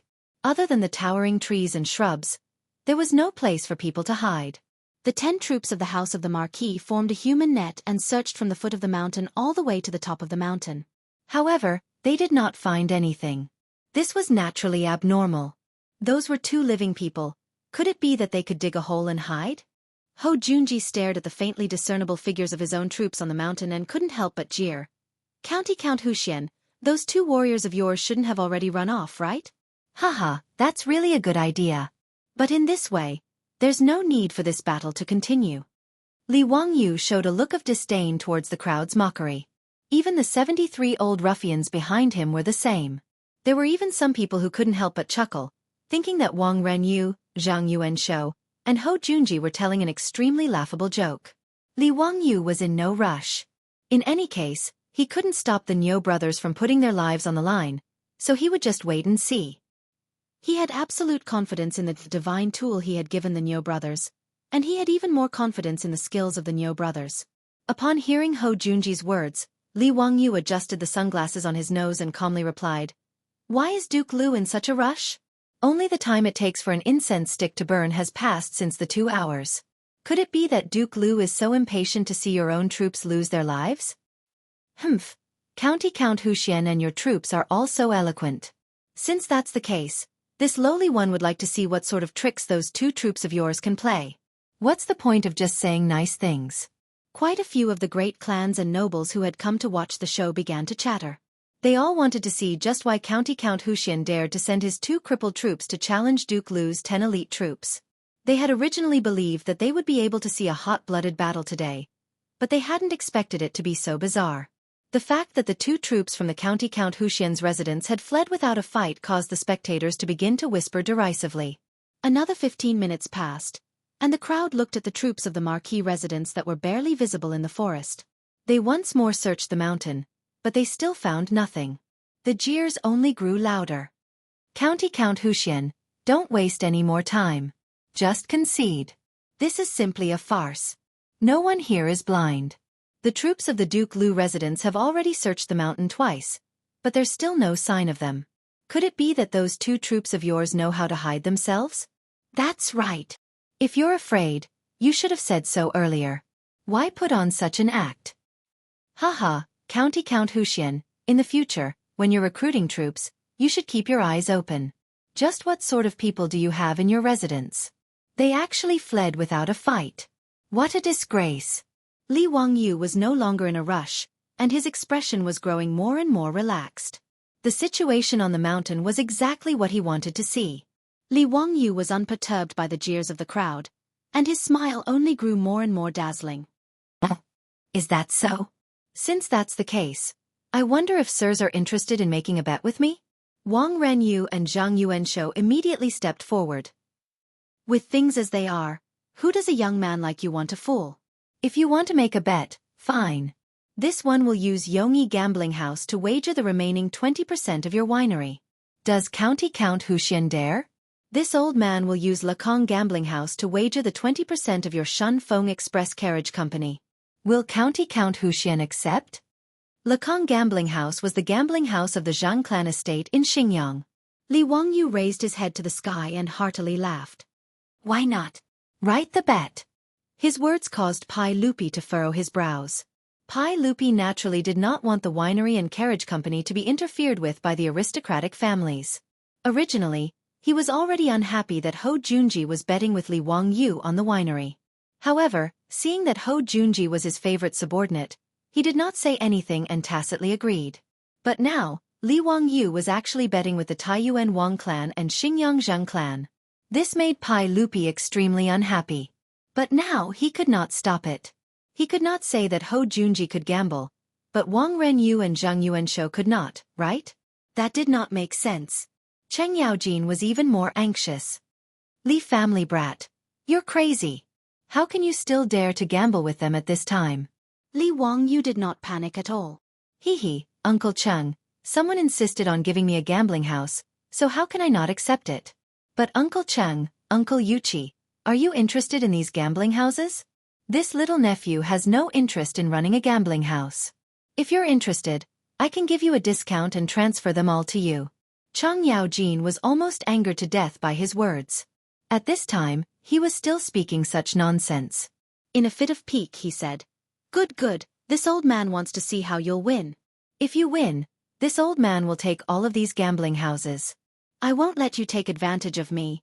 This old man will even give you more money." Li Wangyu chuckled. "Then I'll have to thank Uncle Cheng." When Cheng Yaojin heard this, he was so angry that he turned his head away and couldn't be bothered with him anymore. Li Wangyu, Wang Renyu, and Zhang Yuanshou immediately wrote down the terms of the bet in front of everyone and signed with their seals. Ho Junji coldly watched from the side. In his heart, he also felt that this county count was crazy and completely unreasonable. But this had nothing to do with him. In any case, his goal was only 20% of the winery. Ho Junji looked at the sky and coldly asked, "County Count who? An hour has already passed. Do you still not intend to admit defeat? Li Wangyu once more looked at the mountain, and saw that the red and white figures of the marquee residents had already spread out and were searching for the Niu brothers. A smile appeared on his lips. Since Duke Lu is in such a hurry, then I'll invite your troops to meet their deaths. Just as he finished speaking, he heard an extremely terrifying and miserable howl coming from the mountain forest. Chapter 479. Ho Junji was rather surprised to hear Li Wangyu say, "Invite your troops to their deaths." But before he could ridicule Li Wangyu's wishful thinking, he heard a scream coming from the nearby mountain. This scream immediately attracted everyone's attention. The people who had been discussing spiritedly before didn't say anything. They all widened their eyes and looked towards the mountain top. What's wrong? What's going on? What was that scream just now? Wang Renyu and Zhang Yuanshou were in the midst of receiving congratulations from the surrounding clans, but they were also struck dumb by that scream. Ho Junji's face instantly turned ashen. He was a veteran soldier, so he naturally knew that the scream just now had been the final scream of a man before he died. What made him even more uneasy was that the voice was rather familiar. It seemed to belong to one of the soldiers from his residence, one of the soldiers who had come out to fight today. Before Ho Junji could suppress his fear, he heard someone call out from behind him, One person is missing. The Duke of Lu residence's soldiers are missing one person." Everyone carefully counted the red and white figures that could be vaguely seen in the forest. 1, 2, 3, 8, 9. No matter how they counted, there were only 9 figures. As expected, one person was missing. The soldiers of the Marquis's residence had apparently been alarmed by that scream, and they were all running toward the source of the scream. Could it be that one of the soldiers from the Marquis's residence accidentally slipped and fell off the mountain? Someone guessed. Don't speak nonsense. This mountain is so flat. How could there be a place where someone could slip and fall to their death? Someone immediately retorted. Then what do you think is going on here? I don't see anything happening on that mountain. Perhaps they were attacked by some fierce beast? This is the vicinity of Jade Star Palace. If there were any fierce beasts, the Imperial Army would have already wiped them out. And this is such a small mountain. How could there be any fierce beasts? Could one of the soldiers from the Marquis's residence have been bitten by a rabbit? While everyone was discussing, they suddenly heard another scream coming from the other side of the mountain. Ho Junji paled at this scream. It was clearly the voice of one of the soldiers from his residence. Another person is missing. Dao ancestor above. Could it be that there are ghosts on that mountain? That's right. I saw it very clearly just now. The figure of that troop member from Duke Lu's estate had just passed by a pile of shrubbery when a black shadow suddenly flashed past. After that, I heard a blood-curdling scream. The troops of Duke Lu's mansion were nowhere to be seen. What the hell is going on? Wang Renyu and Zhang Yuanshou grimaced. The two of them had placed a heavy bet on Ho Junji, even using their own gambling house. Was there really going to be an accident in today's match? Marquis, what do you think about this matter? What happened to the troops in your mansion? Ho Junji mentally cursed at Wang Renyu's question. If you're asking me, who am I supposed to ask? However, there was a smart person who suddenly asked Li Wangyu, Count who? Could it be that 2 of your troops made a move just now? Li Wangyu had a smile on his face, but in truth, his palms were covered in sweat. Marquis, just keep watching. Although he had been brimming with confidence and accepted the enormous bet between the Wang clan of Taiyuan and the Zhang clan of Xingyang, how could he not be nervous? Moreover, he had been an ordinary white-collar worker in his last life. How could he have ever experienced such a bloody scene of slaughter? Although he was very far away and couldn't see what was happening on the mountain, and the dense foliage obscured his view. However, every time they screamed, Li Wangyu's heart would beat violently. On the mountain top, the troops of Duke Lu's mansion, who had been silent all this time, also discovered the corpse of their comrade at this moment. They couldn't help but shout in panic. Hurry, he was struck. Dead. You, keep your eyes open, pay attention to the trees. Ho Junji's face turned even paler as he heard these shouts carried by the wind. It seemed that his conjecture had been correct. The screams just now really had come from one of his troops. This meant that not only had those 2 of Li Wangyu's troops not fled, they had hidden themselves and used this chance to ambush his troops. Humph! Count who? What a good scheme. You even dared to use such a despicable method. He coldly snorted as he glared at Li Wangyu. Li Wangyu was not to be outdone, his death's eye glaring back. What? When Duke Marquis went to war, did you not use the art of war, only your saber? That's rather strange. It seems that Duke Marquis views this art of war as a despicable method. You! Ho Junji didn't know how to respond to Li Wangyu's rebuke, so he coldly snorted and ignored him. Although Ho Junji was rather nervous, he wasn't too worried. After all, both sides had agreed that after 2 hours, whoever had the most troops left would be the victor. So what if those 2 cripples had used sneak attacks to ambush 2 of his troops? In less than 2 incense sticks of time, the time for this gambling match would be up. And there were still 8 of his troops on the mountain. Although the situation was rather ugly, Ho Junji was still the victor. In Ho Junji's view, those soldiers of his weren't idiots. They were all fierce soldiers who had been through many battles. Now that 2 of their comrades had died, the rest of them should be on high alert and not give those 2 cripples a chance to ambush them. Wang Renyu and Zhang Yuanshou had gathered at Ho Junji's side to ask for his opinion. Ho Junji naturally informed the pair of them of his analysis, and only then did Wang Renyu and Zhang Yuanshou feel much more at ease. But before the 3 of them could breathe a sigh of relief, another scream came from the mountain. This time, everyone could clearly see that it was a red and white figure from the Marquis' estate who had been struck in the back by an arrow, causing him to scream as he died. Zhang Yuanshou had personally witnessed the death of the Marquis' estate subordinate, and he was so frightened that he stammered, Marquis, another one has died." This scene was really too strange. No matter how wide everyone at the foot of the mountain opened their eyes, they were unable to see the figures of the Nyo brothers. And this wasn't even mentioning the fact that the Marquis' estate's troops had already begun to panic after losing 3 men in a row. In everyone's line of sight, there were only the 7 red and white figures in the forest. They were like headless flies, flying around in all directions. "Brat from the Li clan, you better explain to this old man what's going on here? Are those 2 troops of your family human or ghost?" Cheng Yaojin was also frightened out of his wits. He had always believed that with his abilities, he would find it difficult to find a match. However, even if he were to personally go into battle, he would not be able to do it so silently. Pai Lupi turned to Li Wangyu and asked, "Zio, could it be that those 2 troops of your family can fly through the air and travel through the earth?" Uncle Cheng, this little nephew is also unable to explain this matter clearly.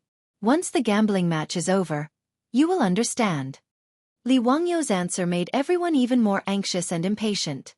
And what made Ho Junji, Wang Renyu, and Zhang Yuanshou even more worried happened. 2 more screams came from the mountain. It was clear that 2 more of the Marquis' estate subordinates had died. Half of Ho Junji's 10 troops had been killed, leaving only 5, and the Nyo brothers were still nowhere to be seen. Chapter 480. Ho Junji could no longer maintain his composure. Seeing that 5 of his men had died, he anxiously stomped his foot and began to curse. "Bastard! You bunch of farmhouse slaves can't even find 2 handicapped people. What are you standing around for? Stick together for this old man. Don't spread out and give them a chance. Hold the line for this old man." No matter how loud his curses were, they couldn't reach the mountains several hundred meters away. Fortunately, the soldiers of the Marquis' residence were no fools. After losing 5 of their comrades without even seeing where the enemy was, the remaining 5 no longer dared to spread out and search for the Nyo brothers. The 5 soldiers quickly gathered together, all of them wielding sabers and knocking arrows as they nervously watched their surroundings. Only when he saw the red and white figures of his 5 soldiers gathered together did Ho Junji relax. There was still 1 incense stick of time before this gambling match was over. Ho Junji was confident that as long as his soldiers stayed together and guarded against the sneak attacks of those 2 cripples, they would have no problem enduring this incense stick of time. Although the scene was very ugly and his soldiers had been completely defeated, what did it matter? In short, he would be the one to win the bet. Wang Renyu and Zhang Yuanshou, the 2 patriarchs of the aristocratic families, naturally saw this scene on the mountain top and could not help but let out a long breath. What they had feared the most was that the soldiers of the Marquis' residence would not know when to retreat and search for the 2 brothers, only to be defeated one by one. But Cheng Yaojin couldn't help but coldly snort when he saw the 5 soldiers of the Marquis' residence. "Ho Junji, your soldiers are really quite good. 5 against 2, but they're still scared out of their wits, trembling in fear and huddling together for warmth. What is this?" Have their guts been scared out of their wits? Ho Junji's face was ashen at Chang Yaojin's jeers, and he said nothing, pretending not to hear. He also knew that he, Ho Junji, had lost a great deal of face in this gambling match. 10 soldiers of the Duke of Lu's residence had been beaten so badly by 2 crippled soldiers of the county count of whose residence that they didn't even dare to move. If this matter were to spread, it would probably cause massive waves in Chang'an. But at this point, it was too late for regret. Winning the bet was the most important.